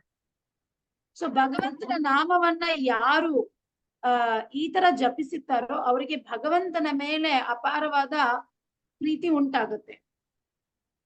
இரண்டாம் தரமான அந்த கவுன நாமத்தை உச்சரிக்கும் போது அந்த நாமம் என்னென்ன அப்படின்னு கேட்டா பிரம்மன், பரமாத்மா, கர்ப்போதகசாயி, இந்த மாதிரி வந்து பல பெயர்கள் இருக்கு. அதெல்லாமே வந்து பகவானுடைய சிருஷ்டி தொடர்பான பெயர்கள். அந்த பெயர்களை உச்சரிக்கும் போது இந்த மாதிரி ஒரு அதாவது பிருந்தாவனத்து பிரஜவாசிகளுடைய அந்த பாவம்லாம் அந்த பேரை உச்சரிக்கிறதுனால வராது. ಸೊ ಹಾಗಾಗಿ ಇದು ಯಾವ ತರ ನಾಮಗಳಿರುತ್ತೆ ಅಂತಂದ್ರೆ ಬ್ರಹ್ಮನ್, ಪರಮಾತ್ಮ, ಕ್ಷೀರೋದಕ ಸಾಹಿ ವಿಷ್ಣು, ಗರ್ಭೋದಕ ಸಾಹಿ ವಿಷ್ಣು ಅಂದ್ರೆ ಸೃಷ್ಟಿಗೆ ಸಂಬಂಧಪಟ್ಟಿಸಿರುವ ನಾಮಗಳಾಗುತ್ತೆ. ಆದ್ರೆ ಈ ನಾಮಗಳನ್ನ ಉಚ್ಚರಿಸಿದ್ರೆ ನಮಗೆ ಬ್ರಜದಲ್ಲಿ ಇರುವ ಭಾವ ನಮಗೆ ದೊರಕಲ್ಲ. ஸோ இந்த பகவானுடைய நாமத்தை 4 நிலைகள்ல வந்து அந்த நாமம் வந்து ஒரு பக்தரை இந்த 4 நிலைகளுக்கு வந்து என்ன சொல்லலாம், 4 நிலைகளை அடைய முடியும் இந்த நாமத்தின் மூலமா. ಸೊ ಹೀಗಾಗಿ ಒಬ್ಬ ಭಕ್ತನಿಗೆ ಭಗವಂತನ ನಾಮವನ್ನ ತಗೊಳ್ಳೋದ್ರಿಂದ ಅವರು 4 ಸ್ಥಿತಿಯನ್ನ ಕಾಣಬಹುದು. அது என்னென்ன அப்படின்னு கேட்டா நாம, ரூப, குண, லீலா. ನಾಮ, ರೂಪ, ಗುಣ, ಲೀಲಾ ಎಂದು ಅವರು 4 ಸ್ಥಿತಿಯಲ್ಲಿ ಒಬ್ಬನು ಹರಿನಾಮವನ್ನ ಜಪಿಸುತ್ತಾ ಹೊಂದಬಹುದು. இல்ல, இந்த ஹரிநாம சங்கீர்த்தனமே இந்த மாதிரி 4 விதமாவும் சொல்லலாம். ಹರಿನಾಮ ಸಂಕೀರ್ತನವನ್ನ ಈ 4 ವಿಧದಲ್ಲಿ ಕೂಡ ಹೇಳಬಹುದು. நாம சங்கீர்த்தனம், ரூப சங்கீர்த்தனம், குண சங்கீர்த்தனம், லீலா சங்கீர்த்தனம் அந்த மாதிரி. ಹೇಗೆ ಹೇಳ್ಬಹುದು ಅಂತ ಹೇಳಿದ್ರೆ ನಾಮ ಸಂಕೀರ್ತನ, ರೂಪ ಸಂಕೀರ್ತನ, ಗುಣ ಸಂಕೀರ್ತನ ಮತ್ತು ಲೀಲ ಸಂಕೀರ್ತನ ಅಂತ ಹೇಳಬಹುದು. இதுல இந்த நாம சங்கீர்த்தனம், நாம அப்படிங்கிறது வந்து பக்தியினுடைய ஒரு ஆரம்ப நிலை, ஸ்ரத்தா. அந்த ஸ்ரத்தா நிலையில இருக்கக்கூடிய ஒரு பக்தர் அவர்னால பகவானுடைய அந்த நாமத்தை மட்டும்தான் வந்து உச்சரிக்க முடியும். அவருக்கு வந்து பகவானுடைய ரூபம், குணம், லீலை இதெல்லாம் வந்து என்ன பண்ண முடியாது, பார்க்க முடியாது. ಸೊ ಈ ಮೊದಲನೇ ಸ್ಥಿತಿ ಯಾವುದು ಅಂತ ಹೇಳಿದ್ರೆ ಭಕ್ತಿಯಲ್ಲಿ ಈಗ ತಾನೇ ಬಂದಿರುವ ಹೊಸ ಭಕ್ತ, ಅವನಿಗೆ ಶ್ರದ್ಧೆ ತುಂಬಾ ಪ್ರೀತ ಕಡಿಮೆ ಆಗಿರೋದ್ರಿಂದ ಅವ್ರಿಗೆ ಭಗವಂತನ ನಾಮವನ್ನ ನಾಮ ಸಂಕೀರ್ತನೆ ಆಗಿ ಮಾತ್ರ ಅರ್ಥ ಆಗತ್ತೆ ವಿನಃ ಆತನಿಗೆ ಭಗವಂತನ ರೂಪವಾಗಿರ್ಲಿ, ಭಗವಂತನ ಗುಣ ಆಗಿರ್ಲಿ, ಲೀಲೆ ಆಗಿರ್ಲಿ ಅವನಿಗೆ ಅಷ್ಟು ಮಟ್ಟಿಗೆ ಅವನಿಗೆ ಅರ್ಥ ಆಗುದಿಲ್ಲ. அடுத்தது வந்து ரூப, அதாவது அந்த பக்தர் ஸ்ரத்தா நிலையில இருந்து கொஞ்சம் கொஞ்சமா அவர் வந்து சாது சங்கா, பஜன கிரியா, அனர்த்த நிவிருத்தி இதையெல்லாம் தாண்டி அவர் வந்து ஒரு நிஷ்டா நிலையை வந்து அடையும் போது அவர் செய்யக்கூடிய அந்த சங்கீர்த்தனம் ரூப சங்கீர்த்தனம் சொல்லப்படுது. இல்ல அந்த நிலையில அவர் வந்து பகவானுடைய ரூபத்தை தியானிக்க முடியும் அப்படின்னு சொல்லலாம். ಸೊ ಇದು ಎರಡನೇದಾದ ರೂಪ ಸಂಕೀರ್ತನೆ ಹೇಗೆ ಅಂದ್ರೆ ಶ್ರದ್ಧಾವನ್ನ ದಾಟಿದ ನಂತರ ಭಕ್ತ ಶ್ರದ್ಧಾ, ಭಜನ ಕ್ರಿಯಾ ಮತ್ತೆ ಸಾಧು ಸಂಘ ಮುಂದೋಗಿ ನಿಷ್ಠಾ ಸ್ಥಿತಿಗೆ ಬಂದಾಗ ಈ ರೂಪ ಸಂಕೀರ್ತನನ ಅನುಭವಿಸಬಹುದು. அதுக்கப்புறமா வந்து குண சங்கீர்த்தனம், அதாவது இந்த பக்தர் நிஷ்டாக்கு அப்புறமா வந்து ருச்சி அப்படிங்கிற அந்த ஒரு நிலையை வந்து அடையும் போது அவர் அந்த நிலையில பகவானுடைய குணங்களை வந்து அனுபவிக்க முடியும். ಸೊ ಯಾವ ಭಕ್ತ ನಿಷ್ಠಾವನ್ನ ದಾಟಿ ರುಚಿ ಸ್ಥಿತಿಗೆ ಬರ್ತಾನೋ ಆತನಿಗೆ ಮಾತ್ರ ಭಗವಂತನ ಗುಣಗಳನ್ನ ಅರ್ಥ ಮಾಡ್ಕೊಳಕ್ ಸಾಧ್ಯ ಆಗುತ್ತೆ. அதுக்கப்புறமா ஒரு பக்தர் ஆசக்தி அப்படிங்கிற அந்த நிலையை வந்து அடையும் போது அவர் வந்து பகவானுடைய அந்த லீலைகளுக்கு மேல அதிகமான ஒரு பற்றுதல் கொண்டு அதை கேட்கறதுல அதை தியானம் பண்றதுல அவர் வந்து ஆழ்ந்து இருப்பார். ಸೊ ರುಚಿಯ ದಾಟಿದ ಭಕ್ತ ಆಸಕ್ತಿ ಸ್ಥಿತಿಗೆ ಬಂದಾಗ ಮಾತ್ರ ಆತನಿಗೆ ಭಗವಂತನ ಲೀಲೆಗಳನ್ನ ಅರ್ಥ ಮಾಡ್ಕೊಳ್ಳೋದು ಮಾತ್ರ ಅಲ್ಲದೆ ಅದನ್ನ ಅನುಭವಿಸೋ ಒಂದು ಮನಸ್ಥಿತಿಗೆ ಅವನು ಉಂಟಾಗ್ತಾನೆ. இந்த விதத்துல அந்த பக்தர் வந்து கொஞ்சம் கொஞ்சமா அவர் வந்து வளர்ச்சி அடைந்து அவர் அதுக்கப்புறமா பாவ பிரேமை நிலை வரைக்கும் அவர்னால வந்து அடைய முடியும். ಸೊ ಹೀಗೆ ಮುಂದುವರಿಯುತ್ತಾ ಸಂಕೀರ್ತನದಲ್ಲಿ ಭಕ್ತನು ಉನ್ನತ ಸ್ಥಿತಿಯಾದ ಭಾವಕ್ಕೆ ಬಂದು ಆಮೇಲೆ ಪ್ರೇಮ ನೆಲೆಯನ್ನ ಹೊಂದ್ಕೋಬಹುದು. இப்போ பகவானுக்கு ஆயிரமான நாமங்கள் இருக்கு. அந்த ஆயிரமான நாமங்கள் வந்து இருந்தா கூட பகவான் அந்த பக்தனால அந்த நாமங்களை உச்சரிச்சு இந்த அடைய முடியாத வரணும். ಭಗವಂತನಿಗೆ ಸಾವಿರ ನಾಮಗಳಿದ್ರೂ ಕೂಡ ಅದನ್ನೆಲ್ಲ ಜಪಿಸಿದ ಅವನು ಈ ಸ್ಥಿತಿಗತಿಗೆ ಬರೋದು ಸ್ವಲ್ಪ ಕಷ್ಟವೇ ಅಂತ ಹೇಳ್ತಾ ಇದ್ದಾರೆ. அது என்ன, அதுவும் பகவானோட நாமம் தான், இதுவும் பகவானோட நாமம் தான். அப்போ அதனாலதான் உதாரணத்துக்கு நம்மளுடைய இயக்கத்துல வந்து இந்த விஷ்ணு சகஸ்ர நாம படிக்கிறதுக்கு நம்ம அதிக முக்கியத்துவம் கொடுக்கறது கிடையாது. அதுவும் பகவானோட நாமம் தான்.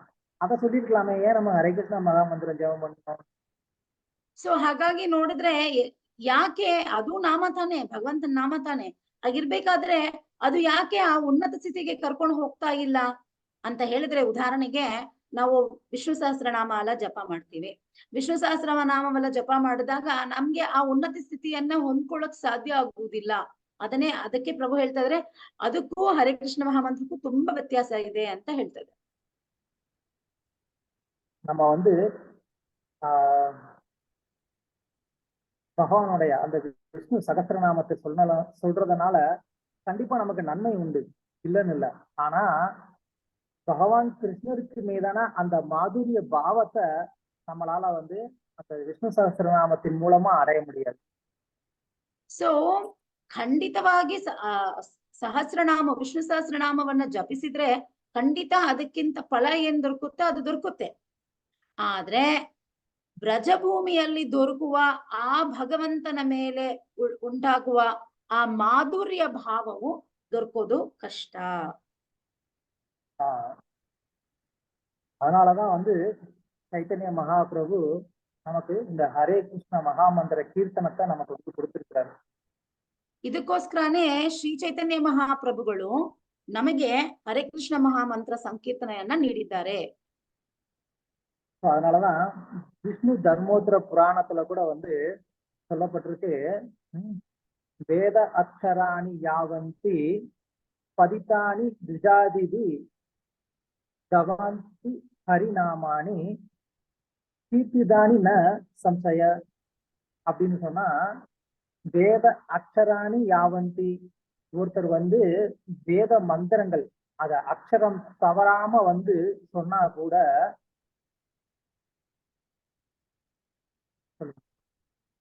ಸೊ ಹಾಗಾಗಿ ವೇದಗಳಲ್ಲಿ ಏನ್ ಹೇಳ್ತಾ ಇದ್ದಾರೆ ಅಂತ ಹೇಳಿದ್ರೆ, ಒಂದು ಶ್ಲೋಕ ಪ್ರಭು ಹೇಳಿದ್ರು. ಆ ಶ್ಲೋಕದಲ್ಲಿ ಏನ್ ಹೇಳ್ತಾ ಇದ್ರೆ, ಎಷ್ಟೇ ಸ್ಪಷ್ಟವಾಗಿ ಒಬ್ಬನು ಒಂದು ಮಂತ್ರವನ್ನ ಉಚ್ಚರಿಸಿದ್ರು ಕೂಡ பகவான் ஹரிநாமத்தை ஒருத்தர் வந்து அவர் உச்சரித்தார் அப்படின்னு சொன்னா, அந்த வேத மந்திரங்களை படித்ததை விட அவருக்கு வந்து நிறைய பலன் கிடைக்குங்கிறதுல எந்த ஒரு சந்தேகமும் கிடையாது அப்படின்னு சொல்றாங்க.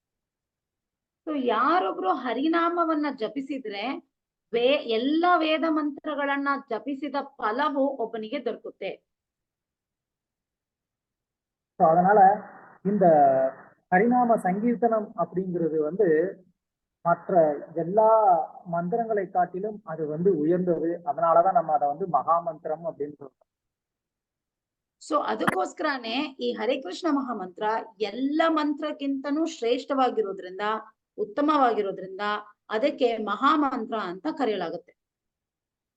அதுக்கு வந்து சில பேர் வந்து இத வந்து நம்ப மாட்டாங்க, இல்ல ஏத்துக்க மாட்டாங்க. அது என்ன, ஹரே கிருஷ்ணா மகாமந்திரம் தான் வந்து பெருசு அப்படின்னு சொல்றீங்கன்னு சொல்லி அதுக்கு மேல வந்து ஒரு அவநம்பிக்கையா இருப்பாங்க. அந்த மாதிரி அது அவநம்பிக்கையாவோ இல்லைன்னா பகவானுடைய நாமத்தை வந்து அவமதிச்சாலோ என்ன ஆகும் அப்படின்னு பத்ம புராணத்துல சொல்லியிருக்கு.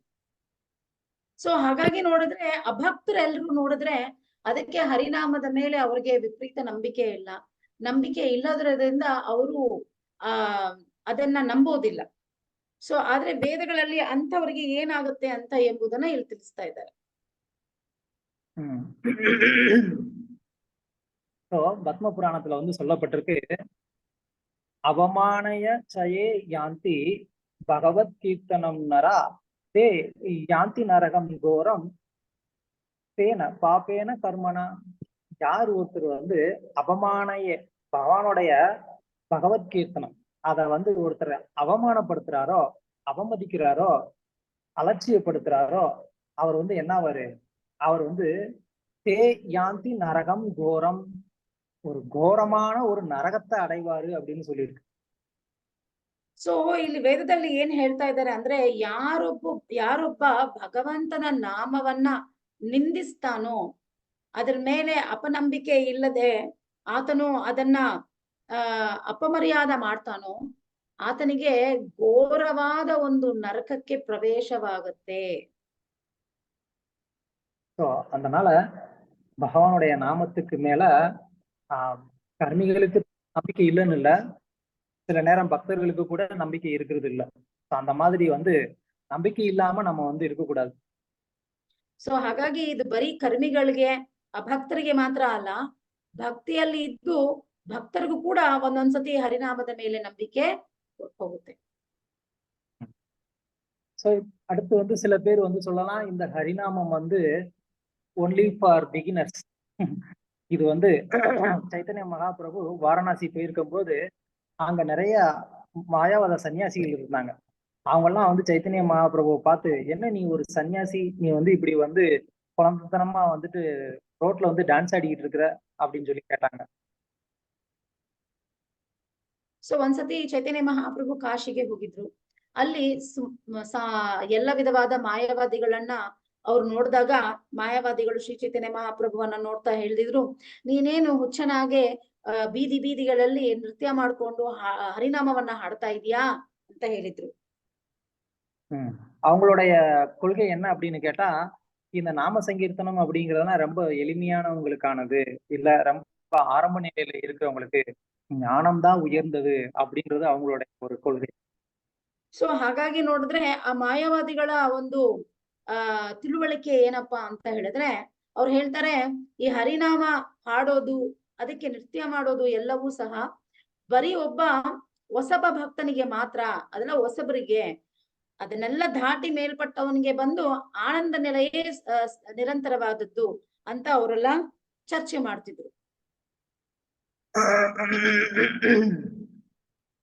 அதனாலதான் வந்து அவங்கள பொறுத்த வரைக்கும் முக்தி அடைகிற வரைக்கும் தான் வந்து இந்த ப்ராசஸ் எல்லாம். முக்தி அடைந்ததுக்கு அப்புறம் அவங்களே இதை வந்து கடைபிடிக்க தேவையில்லை அப்படின்றது அவங்களுடைய எண்ணம். ಅವ್ರಿಗೆ ಏನು ಅರ್ಥ ಆಗಿದೆ ಅಂದ್ರೆ, ಅವ್ರು ಏನ್ ಅರ್ಥ ಮಾಡ್ಕೊಂಡಿದ್ದಾರೆ ಅಂತ ಹೇಳಿದ್ರೆ, ಹರಿನಾಮ ಅಲ್ಲ ಜಪ ಮಾಡೋದಲ್ಲ ಅಂತ ಹೇಳಿದ್ರೆ ಅದು ಬರೀ ಮುಕ್ತಿ ದೊರಕೋ ತನಕ. ಮುಕ್ತಿ ದೊರಕಿದ ಮೇಲೆ ಇದನ್ನೆಲ್ಲ ಫಾಲೋ ಮಾಡೋ ಅವಶ್ಯಕತೆ ಇಲ್ಲ. ಇದು ಮಾಯಾವಾದಿಗಳ ಚಿಂತನೆ. அதனாலதான் வந்து பாகவதத்துல வந்து சொல்லியிருக்கு, முதல் ஸ்கந்தம் 7வது அத்தியாயம் 10வது ஸ்லோகத்துல, ஆத்மாராமஸ்ய முனையோ நிர்கிரந்தா அபிவிருக்ரமே குர்வந்தி அகைத்துகின் பக்தின் இத்தம்பூதோ குணோஹரி.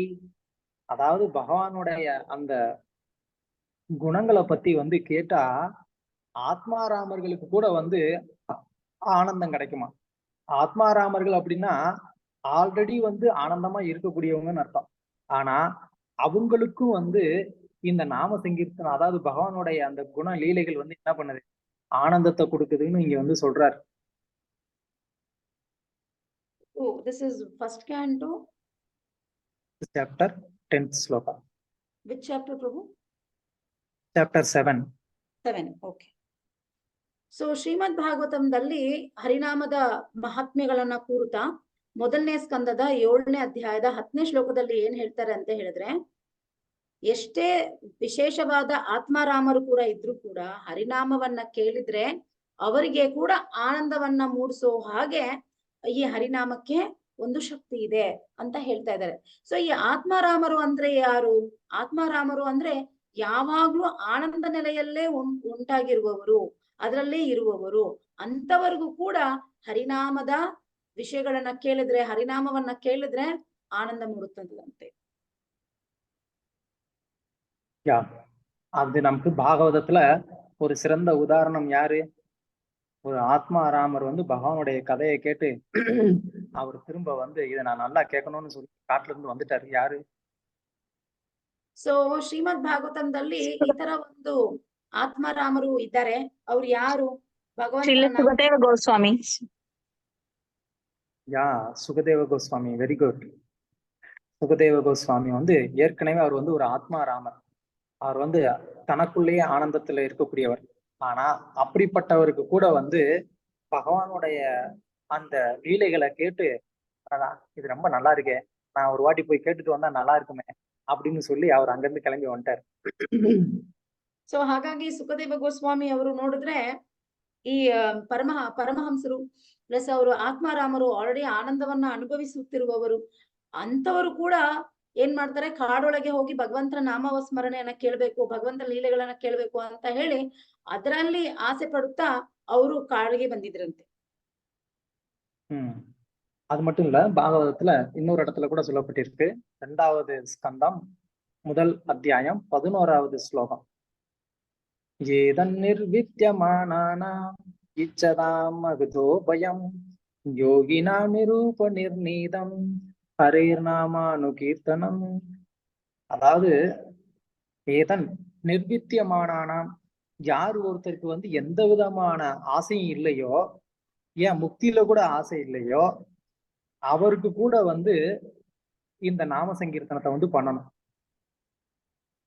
ಸೊ ಇಲ್ಲಿ ಏನ್ ಹೇಳ್ತಾ ಇದಾರೆ ಅಂದ್ರೆ, ನಾಮ ಮಹಾತ್ಮ್ಯದಲ್ಲಿ ಏನ್ ವಿಶೇಷ ಅಂತ ಹೇಳ್ತಾ ಇದಾರೆ ಅಂದ್ರೆ, ಶ್ರೀಮದ್ ಭಾಗವತ 2ನೇ ಸ್ಕಂದದ 1ನೇ ಅಧ್ಯಾಯದ 11ನೇ ಶ್ಲೋಕದಲ್ಲಿ ಯಾರೊಬ್ರು ನಾಮ ಸಂಕೀರ್ತನೆ ಮಾಡ್ತಾರೋ ಅವ್ರಿಗೆ ಮುಕ್ತಿ ದೊರಕಿದ್ರು ಕೂಡ ಹರಿನಾಮದ ಮೇಲೆ ಆಸೆ ಅವ್ರಿಗೆ ಕಡಿಮೆನೆ ಆಗಲ್ಲ ಅಂತ ಹೇಳ್ತಾ ಇದ್ದಾರೆ. அது மட்டும் இல்ல, இச்சதாம் அப்படின்னு சொன்னா, இப்ப யாராவது ஒருத்தவங்களுக்கு வந்து சொர்க்கத்தை அடையணும்னு ஆசை, அந்த சொர்க்கத்தை அடையணும்னு ஆசை இருந்தாலும் அவங்களும் நாம சங்கீர்த்தனம் பண்ணணும். ಯಾರಿಗೆ ಇಚ್ಛದಾಮ್ ಅಂತ ಹೇಳಿದ್ರೆ ಸ್ವರ್ಗವನ್ನ ಅನುಭವಿಸುವ ಒಂದು ಇದು ಆಸೆ ಇದ್ರೂ ಕೂಡ ಅವರು ಹರಿನಾಮವನ್ನ ಜಪಿಸಬೇಕಾಗಿದೆ. அப்புறம் யோகினாம், ஆத்மாராமர்கள், யோகிகள், அவங்களும் நாம சங்கீர்த்தனம் பண்ணணும். ಯೋಗಿಗಳು ಕೂಡ ಹರಿನಾಮ ಸಂಕೀರ್ತನೆ ಮಾಡ್ಬೇಕು. அதுக்கப்புறம் வந்து அகுதோபயம் அப்படின்னு சொன்னா, இந்த நாம சங்கீர்த்தனம் வந்து அதோடைய முழு சக்தியை வெளிப்படுத்துமா அப்படின்ற ஒரு சந்தேகம் யாருக்குமே வர வேண்டிய அவசியம் இல்லை. இந்த இதுல சொல்லப்பட்டிருக்க யாருக்குமே இந்த நாம சங்கீர்த்தனம் அந்த முழு சக்தியை வெளிப்படுத்துமா அப்படின்னு அவங்க வந்து டவுட் பட தேவையில்லை. அது கண்டிப்பா நடக்கும். ಶ್ರೀಲ ಪ್ರಭುಪಾದರವರು ಹೇಳ್ತಾ ಇದ್ದಾರೆ, ಹರಿನಾಮ ಸಂಕೀರ್ತನಕ್ಕೆ ಎಷ್ಟೊಂದು ಶಕ್ತಿ ಇದೆ ಅಂತ ಹೇಳಿದ್ರೆ ಆ ಶಕ್ತಿ ಮೇಲೆ ನಮ್ಗೆ ಅವನಂಬಿಕೆ ಬರಬಾರ್ದು. ಆ ಶಕ್ತಿ ಪೂರ್ಣವಿತವಾದ ಶಕ್ತಿಯನ್ನ ನಮಗೆ ಕೊಡುತ್ತೆ ಎಂಬ ನಂಬಿಕೆ ನಮ್ಮಲ್ಲಿ ಇರ್ಬೇಕು ಅಂತ ಹೇಳ್ತಾ ಇದ್ದಾರೆ. ஆனா நம்ம என்ன பண்ணணும்? நாம அனுகீர்த்தனம், தொடர்ந்து பகவானுடைய நாமத்தை சொல்லிக்கிட்டே இருக்கணும். கண்டிப்பா நடக்கும். ಸೊ ನಿರಂತರವಾಗಿ ನಾವು ನಾಮ ಸ್ಮರಣೆ ಮಾಡ್ತಾನೆ ಇರ್ಬೇಕು. ಅದು ನಮ್ಮ ಕರ್ತವ್ಯ. ಮಾಡ್ತಾ ಇದ್ರೇನೆ ನಮಗೆ ನಾಮದ ಮೇಲೆ ನಂಬಿಕೆ, ಆಸಕ್ತಿ ಮೂಡುತ್ತೆ. ಹರೇ ಕೃಷ್ಣ ಪ್ರಭು, ಸಾರಿ ಟು ಇಂಟರಪ್ಟ್. என்னுடைய லேப்டாப் பேட்டரி டவுன் ஆகுது பிரபு, பிகாஸ் ஆஃப் கரண்ட் இல்ல. நான் போன்ல லாகின் பண்ணிக்கிறேன். Just 2 minutes.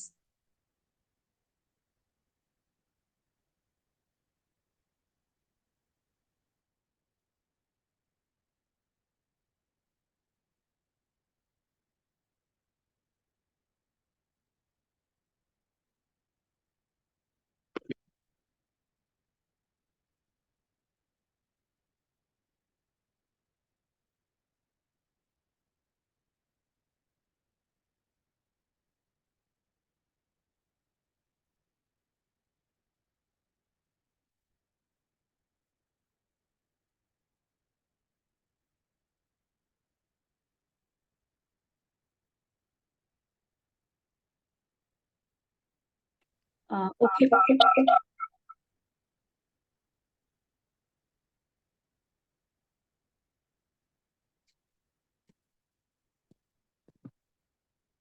ஓகே பிரபு. சாரி பிரபு, இன்னைக்கு எல்லாமே கொஞ்சம் பிகாஸ் ஆஃப் இல்லாததுனால. ஓகே பிரபு, எஸ். தொடர்ந்து நாம சங்கீர்த்தனம் பண்றதன் மூலமா நம்ம இந்த பலன்களை எல்லாம் அடைய முடியும் அப்படின்றத நம்ம பாக்குறோம். ಸೊ ನಿರಂತರವಾಗಿ ನಾವು ಹರಿನಾಮವನ್ನ ಜಪಿಸಿದ್ರೆ ಈ ತರ ನಮಗೆ ಲಾಭಗಳು ದೊರಕುತ್ತೆ. அப்புறமா இது வந்து யார் சொன்னது இந்த மாதிரி ரிசல்ட் எல்லாம் கிடைக்கும் அப்படின்னு சொல்லி? அப்படின்னா நிர்ணீதம், தன்னை உணர்ந்த ஆத்மாக்கள் சொன்னது. ஏதோ இது திருமலா சொன்னது கிடையாது, இது வந்து தன்னை உணர்ந்த ஆத்மாக்கள் சொன்னது. அதனால நீங்க நம்பலாம். ಸೊ ಇದು ಈ ತರ ಸಂಪೂರ್ಣವಾದ ನಮಗೆ ಆ ಬೆನಿಫಿಟ್ ಸಿಗುತ್ತೆ ಅಂತ ನಮಗೆ ಯಾರು ಹೇಳಿದ್ದಾರೆ? ಇದನ್ನ ಆತ್ಮಾರಾಮರು ಹೇಳಿದ್ದಾರೆ. ಅಂದ್ರೆ ಪರಮಹಂಸರುಗಳು ಅದನ್ನ ಅನುಭವಿಸಿ ಹೇಳಿರುವ ಮಾತು. ಇದು ಪ್ರಭು ಮಾತ್ರ ಹೇಳೋ ವಿಷಯ ಅಲ್ಲ ಅಂತ ಪ್ರಭು ಹೇಳ್ತಾ ಇದ್ದಾರೆ. அது மட்டும் கிடையாது, இந்த பகவானுடைய நாம சங்கீர்த்தனத்தின் மூலமா நம்ம வந்து என்ன அடைய முடியும்? பகவானையே அடைய முடியும். ಸೊ ಇದರಿಂದ ಏನ್ ಅರ್ಥ ಆಗತ್ತೆ ಅಂತ ಹೇಳಿದ್ರೆ, ಭಗವಂತನ ನಾಮಸ್ಮರಣೆ ಮಾಡೋದ್ರಿಂದ ನಮಗೆ ಭಗವಂತನೇ ಲಭಿಸ್ತಾನಂತೆ. ஆதி புராணத்துல வந்து கிருஷ்ணரே வந்து சொல்றாரு, வித்வாச மம நாமானி விசாரோ மம சந்நிதௌ. அதாவது வித்வாச மம நாமானி, யார் ஒருத்தவங்க வந்து என்னுடைய நாமத்தை வந்து முழு நம்பிக்கையோட தொடர்ந்து வந்து ஜெபம் பண்றாங்களோ அவங்க வந்து என்ன பண்ணுவாங்க? அவங்க வந்து சந்தேகமே இல்லாம மம சந்நிதௌ, என்னுடைய சந்நிதம்னா என்னுடைய இடம், என்னுடைய இடத்துக்கு அவங்க வந்துருவாங்க. ಸೊ ಹಾಗಾಗಿ ನೋಡಿದ್ರೆ ಪುರಾಣಗಳಲ್ಲಿ ಏನ್ ಹೇಳ್ತಾ ಇದೆ ಅಂತ ಹೇಳಿದ್ರೆ, ಯಾರೊಬ್ರು ಹರಿನಾಮವನ್ನ ನಿರಂತರವಾಗಿ ಜಪಿಸ್ತಾರೋ ಅವರಿಗೆ ನಾನಿರುವ ಲೋಕದಲ್ಲಿ ಅವರಿಗೆ ಪ್ರವೇಶ ಉಂಟು, ನನ್ನ ಲೋಕಕ್ಕೆ ಅವರು ಬಂದು சேரಬಹುದು, ಇದರಲ್ಲಿ ಯಾವುದೇ ಸಂಶಯವೂ ಬೇಡ ಅಂತ ಹೇಳಿದ್ದಾರೆ. சில நேரம் நாம வந்து நினைக்கலாம், இங்க இருந்து அவ்வளவு தூரம்லாம் எங்களால போக முடியாதுங்க, அவ்வளவு தூரம் வந்து எல்லாம் பார்க்க முடியாது, அவர் நாங்க இருக்கிற இடத்துலயே பார்க்கணும் அப்படின்னு சொன்னா கூட அப்பயும் பார்க்க முடியும். ಸೊ ಒಬ್ಬೊಬ್ರು ತುಂಬಾ ಬುದ್ಧಿವಂತರು. ಅವ್ರು ಏನ್ ಮಾಡ್ತಾರೆ ಅಂದ್ರೆ, ನಾವೆಲ್ಲ ಭಗವಂತನ ಲೋಕದಲ್ಲಿ ಹೋಗಿ ಭಗವಂತನ ನೋಡಕ್ ನಮ್ಗಿಲ್ಲ, ಹಾಗಾಗಿ ನಾವೇನ್ ಮಾಡ್ಬೋದು, ಭಗವಂತನನ್ನ ನಾವು ಲೋಕದಲ್ಲಿ ಕರೆಸ್ಕೊಂಡು ಇಲ್ಲೇ ನೋಡ್ಬಹುದು ಅಂತ ಆಸೆ ಪಟ್ರು ಕೂಡ ನಾವು ಭಗವಂತನನ್ನ ಇಲ್ಲೇ ನಾವು ನೋಡಬಹುದು. ஏன் அப்படின்னு கேட்டா, பகவான் வந்து நாம சிந்தாமணி கிருஷ்ண சைத்தன்ய ரச விக்கிரக பூர்ண சுத்தோ நித்திய முக்தோ ஆபின்னத்வ நாம நாமினோ பத்ம புராணத்துல இது வந்து சொல்லப்பட்டிருக்கு. அதாவது நாம நாமினோ, நாம அப்படின்னா பேர், நாமினோ அப்படின்னு சொன்னா அந்த பேரை உடைய நபர், பின்னத்வா அப்படின்னா இந்த ரெண்டு பேருக்கு இடையில எந்த ஒரு வேற்றுமையும் கிடையாதுன்னு அர்த்தம். ಸೊ ಪದ್ಮಪುರಾಣದಲ್ಲಿ ಏನ್ ಹೇಳ್ತಾ ಇದ್ದಾರೆ ಅಂತ ಹೇಳಿದ್ರೆ, ನಾಮ ನಾಮಿನು ಅಂತ ಹೇಳಿದ್ರೆ, ನಾಮ ಅಂದ್ರೆ ಭಗವಂತ, ಭಗವಂತನ ನಾಮವನ್ನ ನಾಮಿನು ಅಂತ ಹೇಳ್ತಾರೆ. ಇಬ್ರಿಗೂ ವ್ಯತ್ಯಾಸವೇ ಇಲ್ಲ ಎಂಬುದೇ ಅರ್ಥ. இந்த ஸ்லோகத்துல வந்து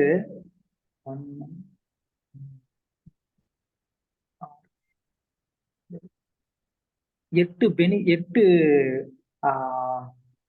குவாலிட்டிஸ் வந்து இங்க வந்து சொல்லப்பட்டிருக்கு. பகவானுடைய 8 குவாலிட்டி வந்து இந்த ஸ்லோகத்துல வந்து சொல்லப்பட்டிருக்கு. ಸೊ ಇಲ್ಲಿ ಈ ಶ್ಲೋಕದಲ್ಲಿ ಭಗವಂತನ 8 ಗುಣಾಂಶಗಳ ಬಗ್ಗೆ ತಿಳಿಸಿಕೊಡ್ತಾ ಇದ್ದಾರೆ. பகவான்னு சொன்னா பகவானும் தான், அவருடைய நாமமும் தான். அந்த நாமத்துக்கும் இந்த 8 குவாலிட்டி உண்டு. ಸೊ ಭಗವಂತ ಅಂತ ಹೇಳಿದ್ರೆ ಭಗವಂತನಿಗೂ ಭಗವಂತನ ನಾಮಕ್ಕೂ ವ್ಯತ್ಯಾಸವಿಲ್ಲ. ಸೊ ಹಾಗಾಗಿ ಭಗವಂತನ ನಾಮ ಕೂಡ ಈ 8 ಗುಣಗಳು ಉಂಟು ಅಂತ ಹೇಳ್ತಾ ಇದ್ದಾರೆ. ஃபர்ஸ்ட் குவாலிட்டி என்ன இந்த நாமத்துக்கு இருக்கு அப்படின்னு கேட்டா, நாம சிந்தாமணி. இந்த நாமம் வந்து சிந்தாமணி மாதிரி. சிந்தாமணி அப்படின்னு சொன்னா அது வந்து ஒரு ஸ்டோன், டச் ஸ்டோன். அதை வந்து தொட்டு நாம எதை விரும்பினாலும் அது வந்து கிடைக்கும். அதுக்கு பேர் தான் ಚಿಂತಾಮಣಿன்னு பேரு. ಸೊ ಮೊದಲನೇ ಗುಣಾಂಶ ಏನಪ್ಪಾ ಅಂತ ಹೇಳಿದ್ರೆ ನಾಮ ಚಿಂತಾಮಣಿ. ಅಂದ್ರತೆ ಚಿಂತಾಮಣಿ ಅಂದ್ರೆ ಚಿಂತಾಮಣಿ ಒಂದು ಕಳ್ಳು. ಓಕೆ, ಅದನ್ನ ಮುಟ್ಟಿದ್ರೆ ನಾವು ಏನ್ ಇಚ್ಛೆ ಪಡ್ತೀವೋ, ಏನ್ ಆಸೆ ಪಡ್ತೀವೋ ಅದು ನಡೆಯುತ್ತೆ. சோ அதே மாதிரி பகவானுடைய நாமத்தை தொட்டு நாம வந்து என்ன வந்து விரும்பினாலும் அது நமக்கு வந்து கிடைக்கும். ಸೊ ಹರಿನಾಮವನ್ನ ನಾವು ಜಪಿಸುತ್ತಾ ನಾವ್ ಏನ್ ಆಸೆ ಪಡ್ತೀವೋ ಅದು ಖಂಡಿತವಾಗಿ ನೆರವೇರುತ್ತೆ. அதனாலதான் 3வது ஸ்கந்தத்துல வந்து கர்தம முனிவருடைய கதையில கர்தம முனிவர் வந்து சொல்றாரு, ஓ பகவானே, உங்களுடைய பக்தர்களுக்கு இந்த உலகத்துல அடைவதற்கு கடினமான ஒரு விஷயம்னு ஏதாவது இருக்கா அப்படின்னு கேக்குறாரு. ಸೊ ಅದಕ್ಕೆ 3ನೇ ಸ್ಕಂದದಲ್ಲಿ ನಾವು ನೋಡ್ಬೋದು, ಕರ್ದಮ ಮುನಿ ಹೇಳ್ತಾರಂತೆ, ಈ ಪ್ರಪಂಚದಲ್ಲಿ ಏನಾದ್ರೂ ಒಂದು ಲಪ್ಸಕ್ ಸಾಧ್ಯನೇ ಇಲ್ಲ ಅಂತ ಯಾವ್ದಾದ್ರೂ ಉಂಟೆ? ನಿನ್ನ ನೆನೆಸ್ಕೊಂಡ್ರೆ ಸಾಕು, ಅದೆಲ್ಲವೂ ಲಗ್ನ ಆಗುತ್ತೆ, ನಿಮ್ಮ ಭಕ್ತನಿಗೆ ಎಲ್ಲವೂ ದೊರಕುತ್ತೆ ಅಂತ ಹೇಳ್ತಾ ಇದಾರೆ. அதனால நாம சிந்தாமணி. ಅದಕ್ಕೋಸ್ಕರನೇ ನಾಮವನ್ನ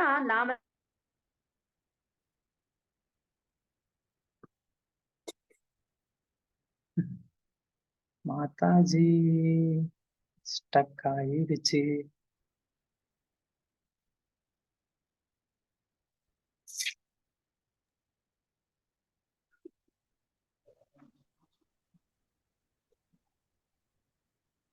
ప్రభు హరే కృష్ణ ప్రభు.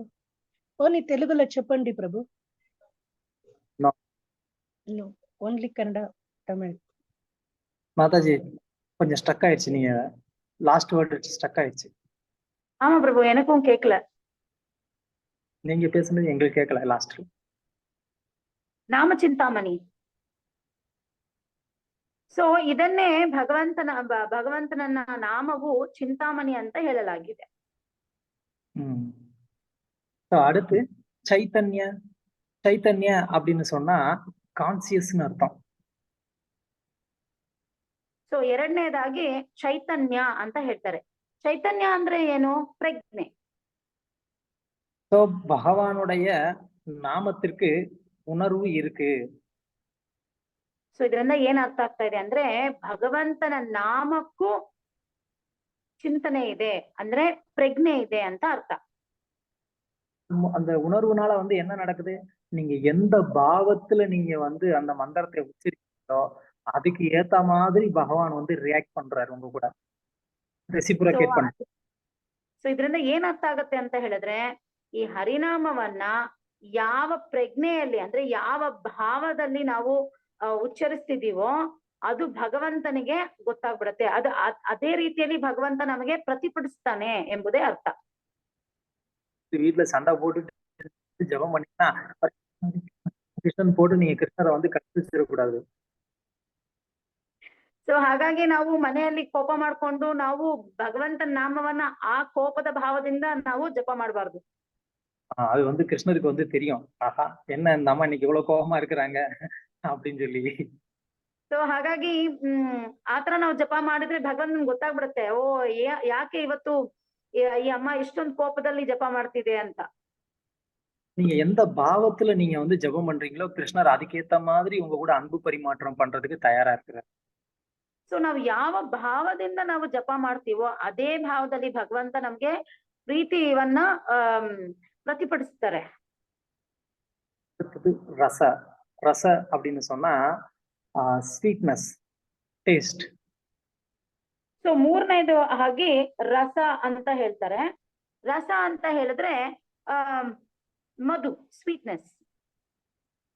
இந்த ஹரே கிருஷ்ணா மகாமந்திரத்தை நம்ம வந்து ஜெபம் பண்ணும்போது நம்ம சரியான மனோநிலையில ஜெபம் பண்ணும்போது அடுத்து நமக்கு கிடைக்கக்கூடிய ஒரு பெனிஃபிட் என்ன, நம்மளால அந்த நாமத்துல சுவையை ಅನುಭವಿக்க முடியும். ಸೊ ನಾವು ತುಂಬಾ ಶ್ರದ್ಧಾ ಭಕ್ತಿಯಿಂದ ನಾವು ಹರಿನಾಮವನ್ನ ಜಪಿಸಿದ್ರೆ ನಮಗೆ ಅನುಭವ ಆಗುತ್ತೆ, ಆ ನಾಮ ರುಚಿ ನಮಗೆ ದೊರಕುತ್ತೆ. ಅದರಲ್ಲಿ ಅನುಭವಿಸುವ ಒಂದು ಮಧು, ಸ್ವೀಟ್ನೆಸ್ ಅನ್ನ ನಾವು ಅನುಭವಿಸಬಹುದು. இது வரைக்கும் நம்ம இந்த பௌதிக உலகத்துல அனுபவிக்காத ஒரு ரசம், ஒரு ಸ್ವೀಟ್ನೆಸ್ வந்து அந்த ನಾಮத்துல ಅನುಭವಿக்க முடியும் நம்மளால.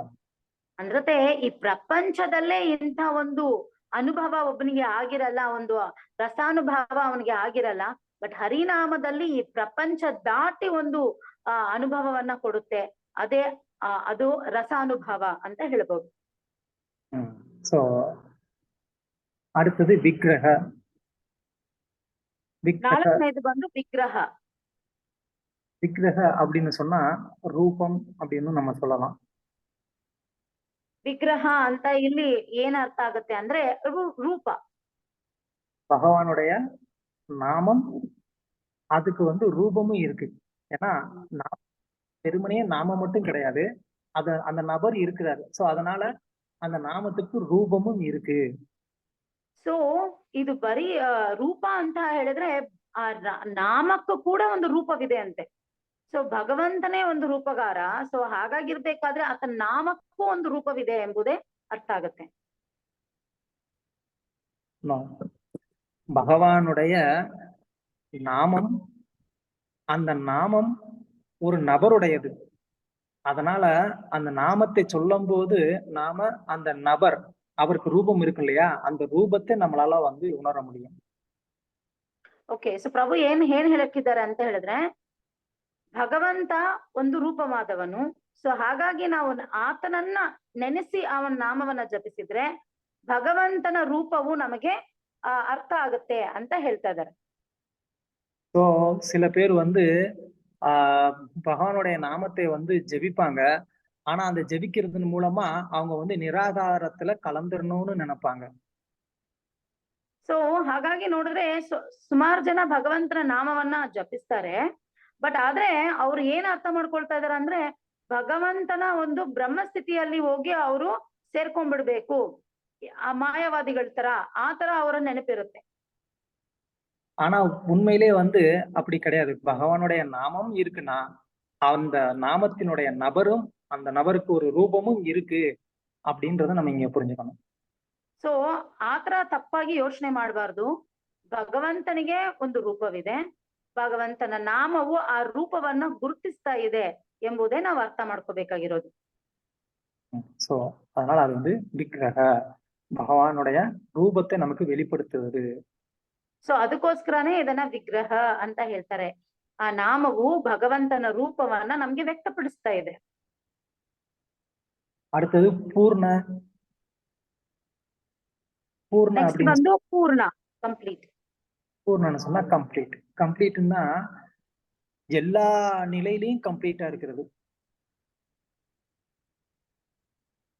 ಸೊ ಇಲ್ಲಿ ಪೂರ್ಣ ಅಂತ ಹೇಳಿದ್ರೆ ಸಂಪೂರ್ಣ ಎಂಬುದೇ ಅರ್ಥ. ಸಂಪೂರ್ಣ ಅಂದ್ರೆ ಏನು? ಎಲ್ಲ ಸ್ಥಿತಿಗತಿಯಲ್ಲೂ ಪೂರ್ಣ ಸ್ಥಿತಿಯಾಗಿ ಇರುವುದೇ ಅರ್ಥ. அந்த நாமத்துல வந்து இது இல்ல அப்படின்னு எதுவுமே சொல்ல முடியாது. ಈ ನಾಮದಲ್ಲಿ ಒಂದು ಕೊರತೆ ಇದೆ ಅಂತ ನಾವು ಯಾವತ್ತೂ ಹೇಳಕ್ಕಾಗಲ್ಲ. ಯಾಕಂದ್ರೆ ಹರಿನಾಮದಲ್ಲಿ ಕೊರತೆ ಇಲ್ವೇ ಇಲ್ಲ. அதாவது பகவானுக்கு 6 விதமான ஐஸ்வர்யங்கள் நம்ம வந்து சொல்றோம்.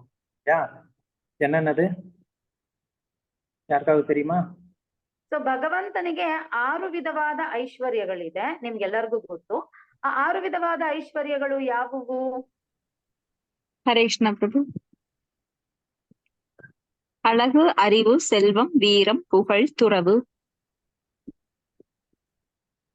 Yes madam, very good, thank thank you.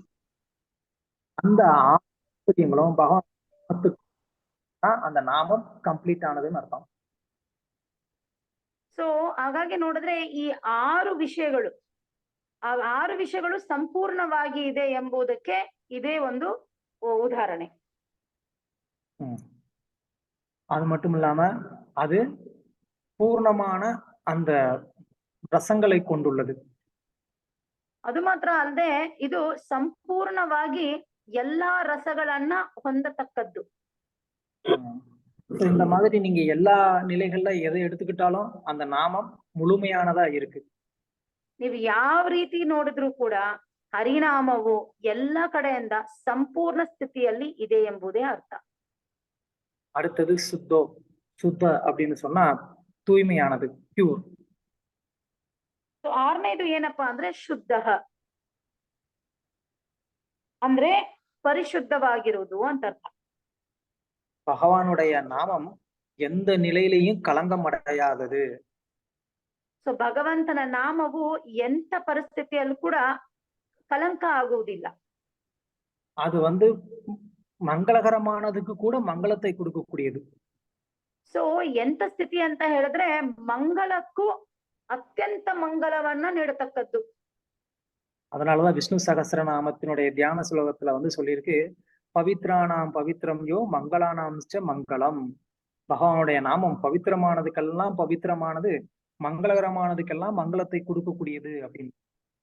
So ಅದಕ್ಕೋಸ್ಕರನೇ ವಿಷ್ಣು ಸಹಸ್ರನಾಮದಲ್ಲಿ ಏನ್ ಹೇಳ್ತಾರೆ ಅಂದ್ರೆ ಪವಿತ್ರಕ್ಕೂ ಪವಿತ್ರವನ್ನ ತುಂಬಿಸುವುದು, ಮಂಗಳಕ್ಕೂ ಅತ್ಯಂತ ಮಂಗಲವನ್ನ ಸೇರ್ಸಕ್ಕೂ ಸಾಧ್ಯವಾಗಿರೋದು ಈ ಹರಿನಾಮ ಅಂತ ಹೇಳ್ತಾ ಇದ್ದಾರೆ.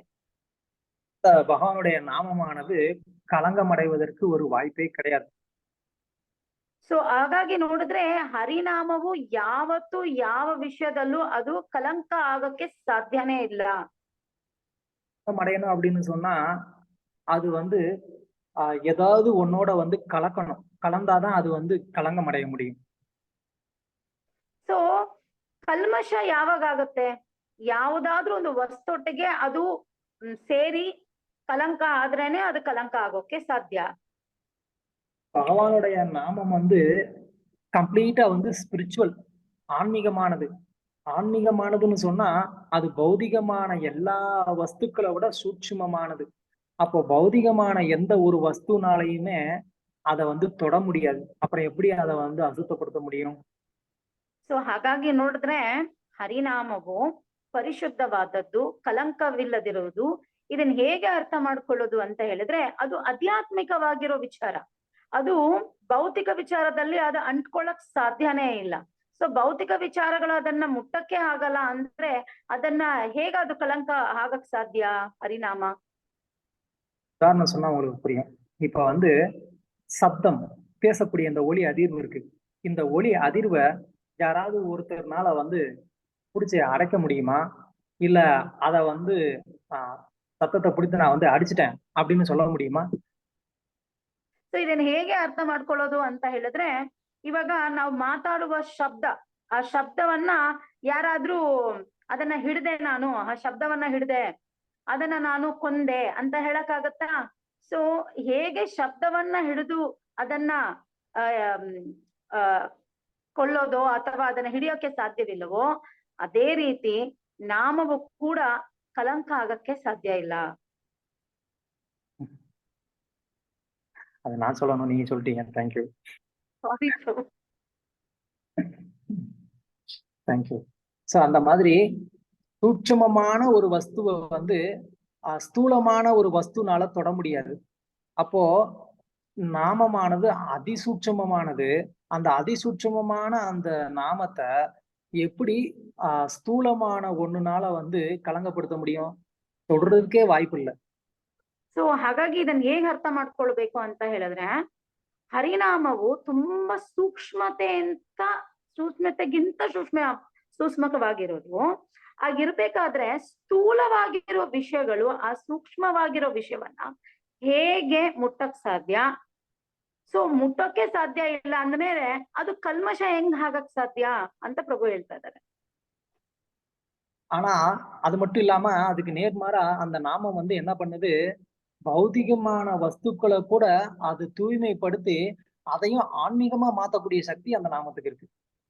ಸೊ ಈ ಹರಿನಾಮಕ್ಕೆ ಎಷ್ಟೊಂದು ಶಕ್ತಿ ಮತ್ತು ಅದರ ಮಹಾತ್ಮ್ಯ ಹೆಂಗಿದೆ ಅಂತ ಹೇಳಿದ್ರೆ, ಯಾವುದೇ ಜಡ ವಸ್ತು ಅದು ಕಲ್ಮಶ ಸ್ಥಿತಿಯಲ್ಲಿದ್ರೂ ಕೂಡ ಅದನ್ನ ಕೂಡ ಅದು ಪವಿತ್ರವಾಗಿ ಮಾಡಕ್ಕೆ ಆ ಹರಿನಾಮಕ್ಕೆ ಶಕ್ತಿ ಇದೆ ಅಂತೆ. அததான் அது சுத்தோ அப்படின்னு இங்க சொல்லப்பட்டிருக்கு. ಅದಕ್ಕೋಸ್ಕರನೇ ಇದಕ್ಕೆ ಹರಿನಾಮಕ್ಕೆ ಶುದ್ಧೋ ಅಂತ ಒಂದು ಗುಣ ಇದೆ ಅಂತ ಹೇಳ್ತಾರೆ. அடுத்த குவாலிட்டி வந்து நித்திய. ಏಳನೇದಾಗಿ ನಿತ್ಯ. அப்படின்னு சொன்னா நிரந்தரமானது அப்படின்னு அர்த்தம். ನಿತ್ಯ ಅಂತ ಹೇಳಿದ್ರೆ ನಿರಂತರವಾಗಿರೋ ವಿಷಯ ಅಂತ ಅರ್ಥ. நிரந்தரமானது அப்படின்னு சொன்னா இந்த நாமமானது இப்பதான் தோன்றுனது அப்படின்ற ஒரு காலமே அதுக்கு கிடையாது. ಸೊ ಈ ನಿರಂತರ ಅಂತ ಏನ್ ಅರ್ಥ ಅಂತ ಹೇಳಿದ್ರೆ, ಅದಕ್ಕೆ ಯಾವುದೇ ವಿಧವಾದ ಆದಿ ಅಂತ ಅಂತದ್ದು ಯಾವುದು ಇಲ್ವೇ ಇಲ್ಲ. இப்போ உதாரணத்துக்கு இந்த பௌதிக உலகத்துல இருக்கக்கூடிய ஒவ்வொரு வஸ்துக்களுக்கும் பிரம்மா தான் பேர் வைக்கிறாரு. ஆனா ಸೊ ಈ ಜಡ ಜಗತ್ತಿನಲ್ಲಿ ಯಾವುದೇ ಒಂದು ಸೃಷ್ಟಿ ಆದ್ರೂ ಕೂಡ ಅದಕ್ಕೆ ಬ್ರಹ್ಮನೇ ಹೆಸರು ಕೊಡ್ಬೇಕು. பிரம்மா அவரா வந்து யோசிச்சு பேர் கொடுக்கறது இல்ல. அவர் கையில வந்து வேதம் இருக்கும், அந்த புக்கு பாப்பாரு, அவர் வந்து காட்டுற படைப்பாரு, படைச்சிட்டு இனிமே உன் பேர் காட்டுரு அப்படின்னு வேதத்தை பார்த்து சொல்லிடுவாரு. ಸೊ ಅವರು ಯೋಚನೆ ಮಾಡಿ ಹೆಸರು ಕೊಡಲ್ಲ, ಎಲ್ಲವೂ ವೇದಗಳಲ್ಲಿರುತ್ತೆ. ಒಂದು ಗಾಳಿಯನ್ನ ಸೃಷ್ಟಿ ಮಾಡಿದ್ರು ಕೂಡ ಅವ್ರು ಸೃಷ್ಟಿ ಮಾಡಿದ ನಂತರ ಇವತ್ತಿನ ನಿನ್ನ ಹೆಸರು ಗಾಳಿ ಅಂತ ಹೆಸರು ಕೊಟ್ಬಿಡ್ತಾರಂತೆ ವೇದಗಳನ್ನ ನೋಡ್ತಾ. அது மாதிரி வந்து அக்னி படைப்பாரு, படைச்சிட்டு இனிமே உன் பேர் அக்னி அப்படின்னு சொல்லிடுவாரு. ಸೊ ಹಾಗಾಗಿ ನೋಡಿದ್ರೆ ಒಂದು ಅಗ್ನಿಯನ್ನ ಸೃಷ್ಟಿ ಮಾಡ್ತಾರೆ. ಸೃಷ್ಟಿ ಮಾಡಿದ ತಕ್ಷಣ ವೇದವನ್ನ ನೋಡಿ ನಿನ್ನ ಹೆಸರು ಅಗ್ನಿ ಅಂತ ಹೆಸರನ್ನ ಸೂಚಿಸುತ್ತಾರೆ. மாதிரி வந்து இந்த சிருஷ்டி படைக்கப்பட்டதுக்கு அப்புறமா நமக்கு இந்த நாமம் வந்து கொடுக்கப்படல. இந்த நாமம் வந்து நித்தியமானதா எப்போதுமே வந்து ஆன்மீக உலகத்துல இருக்கு. ஏன்னா பகவான் நித்தியமானவர்னா அவருடைய நாமமும் நித்தியமானது. ಸೊ ಹಾಗಾಗಿ ನೋಡಿದ್ರೆ ಇದು ಸೃಷ್ಟಿಯ ಸಮಯದಲ್ಲೋ ಅಥವಾ ಬ್ರಹ್ಮ ಅದನ್ನ ಹೆಸರು ಕೊಟ್ಟಿಲ್ಲ, ನಿನ್ನ ಹೆಸರು ಹರಿನಾಮ ಅಂತ. ಅದು ನಿರಂತರವಾದದ್ದು. ಅಂದ್ರೆ ಯಾಕಪ್ಪ ನಿರಂತರ ಅಂತ ಹೇಳಿದ್ರೆ ಭಗವಂತನಾದವನು ನಿರಂತರವಾದವನು. ಹಾಗಿರ್ಬೇಕಾದ್ರೆ ಆತನ ನಾಮ ಕೂಡ ನಿರಂತರವಾದದ್ದೇ ಎಂಬುದರಲ್ಲಿ ಸಂಶಯ ಇಲ್ಲ. யா சோ அதனால இந்த ஹரிநாமம் வந்து எப்போதுமே இருக்கக்கூடிய ஒன்று. இந்த ஹரிநாமத்தை உச்சரிக்கிறதன் மூலமா நாமளும் நித்தியமான ஒரு லோகத்தை அடைய முடியும். அதே தன்மை ಸೊ ಹರಿನಾಮ ಅಂತ ಹೇಳಿದ್ರೆ ಅದು ನಿರಂತರವಾಗಿರುವುದು. ಸೊ ನಿರಂತರವಾದ ಗುಣವನ್ನ ಹೊಂದಿರೋದ್ರಿಂದ ಅದನ್ನ ಜಪಿಸೋ ಮುಖಾಂತರ ನಾವು ಭಗವಂತನ ನಿರಂತರವಾಗಿರುವ ಲೋಕಕ್ಕೆ ನಮಗೆ ಪ್ರವೇಶ ಆಗತ್ತೆ. ஓகே. சோ அதனால பகவானுடைய நாமம் நித்திய அப்படின்னு சொல்லப்பட்டிருக்கு. ಅದಕ್ಕೋಸ್ಕರನೇ ಭಗವಂತನ ನಾಮವನ್ನ ನಿತ್ಯ ಅಂತ ಹೇಳಲಾಗಿದೆ. ಅದು ಮುಕ್ತೋ. ಸಾರಿ ಪ್ರಭು, So, ಕ್ಲಿಯರ್ ಇಲ್ಲ ಪ್ರಭು. ಮುಕ್ತೋ ಮುಕ್ತೋ ನಿತ್ಯ ನಿತ್ಯ ಮುಕ್ತೋ. ಓಕೆ, ಸೊ ಫೈನಲಿ ಇಸ್ முக்தோ ಅಂತ ಹೇಳ್ತಾ ಇದ್ದಾರೆ. அப்படின்னா பகவானுடைய நாமம் வந்து ஒருவரை இந்த பௌதிக உலகத்திலிருந்து விடுவித்து அது வந்து முக்தியை அளிக்கக்கூடியது அப்படின்னு. ಸೊ ಅಂದ್ರೆ ಏನರ್ಥ ಅಂತ ಹೇಳಿದ್ರೆ ಭಗವಂತನ ನಾಮವು ನಿರಂತರವಾದದ್ದು. ಎಷ್ಟು ಮಟ್ಟಿಗೆ ನಿರಂತರ ಅಂತ ಹೇಳಿದ್ರೆ ಈ ಜಡ ಜಗತ್ತಿನಲ್ಲಿ ಬದ್ಧಗೊಂಡಿರುವ ನಮ್ಮನ್ನೆಲ್ಲರನ್ನ ಮುಕ್ತಿಗೊಳಿಸುವ ಅಷ್ಟು ಆ ಹರಿನಾಮಕ್ಕೆ ಶಕ್ತಿ ಇದೆ ಎಂಬುದೇ ಅರ್ಥ. அதனாலதான் வந்து ஆதிசங்கரர் கூட வந்து என்ன சொன்னாரு, முக்தியை முகுந்தனால் தான் கொடுக்க முடியும் அப்படின்னு சொல்லிட்டு. ಅದಕ್ಕೆ ಆದಿಶಂಕರಾಚಾರ್ಯರು ಏನ್ ಹೇಳ್ತಾ ಇದಾರೆ, ಮುಕ್ತಿಯನ್ನ ನೀಡ್ಬೇಕು ಅಂದ್ರೆ ಅದು ಮುಕುಂದನ್ಗೆ ಮಾತ್ರ ಸಾಧ್ಯ ಆಗತ್ತೆ ಅಂತ. மறந்துட்டீங்களே மாதாஜி. சாரி பிரபு. ஓகே. அதனால ஒருவர் வந்து இந்த பகவானுடைய நாமத்தை சொல்வதன் மூலமா அவர் வந்து கண்டிப்பா வந்து முக்தி அடைய முடியும். ಸೊ ಭಗವಂತನ ನಾಮವನ್ನ ಹೇಳ್ತಾ ಹೇಳ್ತಾ ಒಬ್ರಿಗೆ ಮುಕ್ತಿ ದೊರಕುತ್ತೆ. அது எப்படி இந்த நாமத்துக்கு இத்தனை குவாலிட்டிஸ் வந்து இருக்கு? ஏன்னா ஆபின்னத்வா நாம நாமினோ, அதாவது பகவானும் அவருடைய நாமத்துக்கும் வந்து எந்த விதமான வேற்றுமையும் இல்லாததுனாலதான் இந்த நாமத்துக்கு இந்த குவாலிட்டிஸ் எல்லாம் இருக்கு அப்படின்னு இங்க சொல்றாங்க. ಸೊ ಇಲ್ಲಿ ನೋಡಿದ್ರೆ ಭಗವಂತನ ನಾಮಕ್ಕೆ ಹೇಗೆ ಈ ಇಷ್ಟೊಂದು ಗುಣಾಂಶಗಳು ಇದೆ ಅಂತ ಹೇಳಿದ್ರೆ ಭಗವಂತನಿಗೆ ತನ್ನ ಗುಣಗಳು ಇರೋದ್ರಿಂದ ಈ ಒಂದು ಗುಣಗಳು ಆತನ ನಾಮದಲ್ಲೂ ಕೂಡ ಇದೆ ಎಂಬುದೇ ಅರ್ಥ. இந்த பகவானுடைய நாமத்தை வந்து உச்சரிக்கிறதுனால ஒருத்தருக்கு வந்து என்ன வேணுமோ அது எல்லாமே வந்து, ஒருத்தருக்கு வந்து முக்தி வேணுமா முக்தி கிடைக்கும், சக்தி வேணுமா சக்தி கிடைக்கும், புத்தி வேணுமா புத்தி கிடைக்குது, பிரேம வேணும்னா பிரேமையும் கிடைக்குது.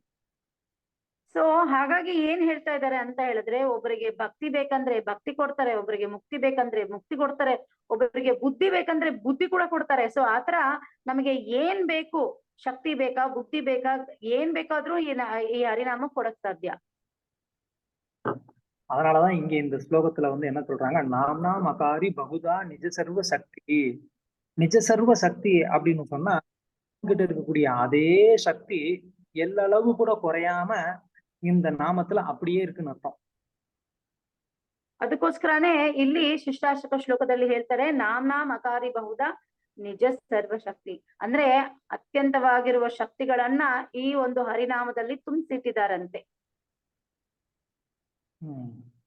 ஸோ அதனால இந்த பகவானுடைய நாமத்திற்கு இந்த மகிமைகள் இங்க வந்து சொல்லப்பட்டு. ಸೊ ಅದಕ್ಕೋಸ್ಕರನೇ ಭಗವಂತನ ನಾಮಕ್ಕೆ ಇಂತ ಮಹಾತ್ಮ್ಯಗಳಿದೆ ಅಂತ ಹೇಳ್ತಾ ಇದ್ದಾರೆ. எல்லாருக்கும் வந்து ஒரு சந்தேகம் வரும், பிரபு நீங்க வந்து அப்படி வந்து நாமத்துக்கு சக்தி இருக்கு இது இருக்குன்னு சொல்றீங்க, ஆனா இது எதுவுமே எங்களுக்கு வந்த மாதிரியே தெரியலையே அப்படின்னு சொல்லி நம்ம கேட்கலாம். ಸೊ ಸಾಮಾನ್ಯವಾಗಿ ನಮ್ಗೆ ಏನ್ ಅನ್ಸುತ್ತೆ ಅಂದ್ರೆ, ನೀವು ಎಷ್ಟೆಲ್ಲ ಹೇಳ್ತಾ ಇದ್ದೀರಾ ಹರಿನಾಮಕ್ಕೆ ಎಷ್ಟೊಂದು ಶಕ್ತಿ ಇದೆ ಅಂತ, ಬಟ್ ಇದು ಯಾವ್ದು ನಮ್ಗೆ ಅನುಭವ ಆಗಿಲ್ವಲ್ಲ ಅಂತ ಹೇಳ್ತಾ ಇದಾರಂತೆ. அதுக்குதான் இந்த ஸ்லோகத்திலேயே கடைசியில வந்து சைத்தன்ய மகாபிரபு சொல்றாரு, இகஜானி நானும் ராகா, எனக்கு வந்து ஒரு அனுராகா, ஒரு இந்த நாமத்து மேல ஒரு பற்றே வரல. ஏன்னா நான் தான் வந்து எப்போதுமே துர்தெய்வம் ஈத்ருஷம் அப்படின்னு சொன்னா நான் வந்து எப்போதும் நான் வந்து அபராதம் பண்ணிட்டே இருக்கிறேனே, அப்புறம் எப்படி எனக்கு வந்து இந்த நாமத்துல வந்து இந்த சுவை கிடைக்கும் அப்படின்னு மகாபிரபு சொல்றாரு.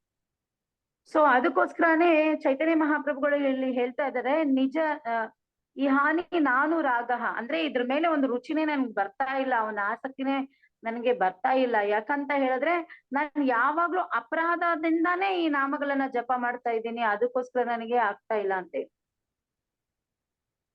அதனால நம்ம வந்து பகவானுடைய நாமங்களை வந்து உச்சரிக்கிறதுல நம்ம காமிக்கிற ஒரு கவனத்தை விட இன்னும் அதிகமான கவனம் நம்ம வந்து அபராதம் செய்யாம இருக்கிறதுல நம்ம வந்து காமிக்கிறோம். ಸೊ ನಾವು ಹರಿನಾಮವನ್ನ ಜಪ ಮಾಡ್ಬೇಕಾದ್ರೆ ಎಷ್ಟು ಗಮನದಿಂದ ಜಪ ಮಾಡಕ್ಕೆ ಮುಂದುವರಬೇಕು ಅಂದ್ರೆ, ಅದೇ ರೀತಿ ನಾವು ಅಪರಾಧಗಳನ್ನ ಮಾಡಬಾರ್ದು ಎಂಬುದ ಮೇಲೆ ತುಂಬಾ ಗಮನದಿಂದ ನಾವು ಜಪ ಮಾಡ್ಬೇಕಾಗಿದೆ. சைத்தன்ய மகாபிரபுவுக்கே நாமத்துல வந்து ருசி வரலங்கிறாரு. ஏன்னா அப்கோர்ஸ் அவருக்கு வரலன்னு இல்ல, அவருக்கு அது வந்து நமக்காக வந்து ஒரு உதாரணமா சொல்றாரு. ಅಪರಾಧಂ பண்ணா ನಾಮத்துல ರುಚಿ ವರಾದುங்கிறத நம்ம வந்து புரிஞ்சுக்கணும்.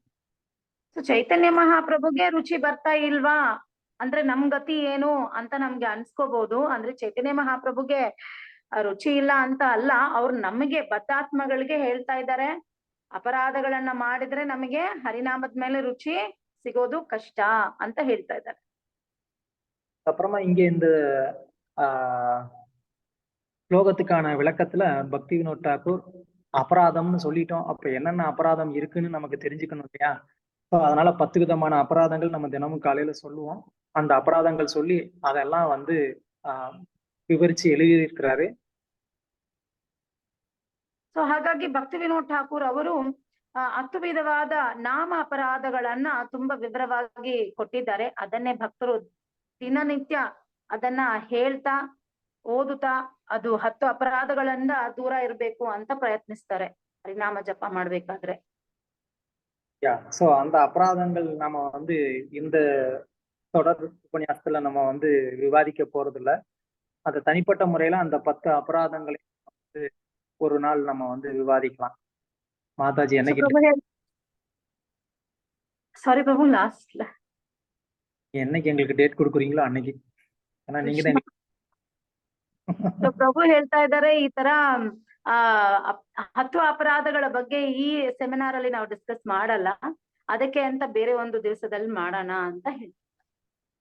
ஓகே, சோ இப்போ வரைக்கும் நாம வந்து பகவானுடைய நாமத்திற்கு இந்த அளவுக்கு சக்தி இருப்பதற்கான காரணம் என்ன அப்படிங்கறத தான் நாம வந்து பார்த்திருக்கிறோம். இன்னும் ஸ்லோகத்தை நம்ம வந்து டிஸ்கஸ் பண்ணல. அந்த ஸ்லோகத்துடைய அர்த்தத்தை நம்ம நாளைக்கு பார்ப்போம். ஸோ இன்னைக்கு இதோட நம்மளுடைய வகுப்பை வந்து நிறைவடைச்சிக்கலாம். ஏதாவது கேள்விகள் இல்ல ಕರ್ತುಗಳು இருந்தா சொல்லலாம். ಹರೇ ಕೃಷ್ಣ. ಪ್ರಭು ಹೇಳ್ತಾ ಇದ್ದಾರೆ, ಈ ತರ ಇನ್ನ ನಾವು ಶ್ಲೋಕದೊಳಗೇನೆ ಹೋಗಿಲ್ಲ, ಬರೀ ಭಗವಂತನ ನಾಮಕ್ಕೆ ಇರುವ ಶಕ್ತಿಯ ವಿಷಯಗಳನ್ನ ಮಾತ್ರ ನಾವು ತಿಳಿಸ್ಕೊಟ್ಟಿದೀವಿ. ಇನ್ನ ಶ್ಲೋಕದೊಳಗೆ ಹೋಗಿ ಅದರ ಒಳ ಅರ್ಥಗಳನ್ನ ಇನ್ನ ತಿಳಿಸಿಲ್ಲ. ಅದು ನಾಳೆ ಮಾಡೋಣ. ಅಲ್ಲಿ ತನಕ ನಿಮ್ಗೇನಾದ್ರೂ ಈ ವಿಭಾಗದಲ್ಲಿ ಪ್ರಶ್ನೆಗಳಿದ್ರೆ ದಯವಿಟ್ಟು ಕೇಳಿ ಅಂತ ಹೇಳ್ತಾ ಇದ್ದಾರೆ.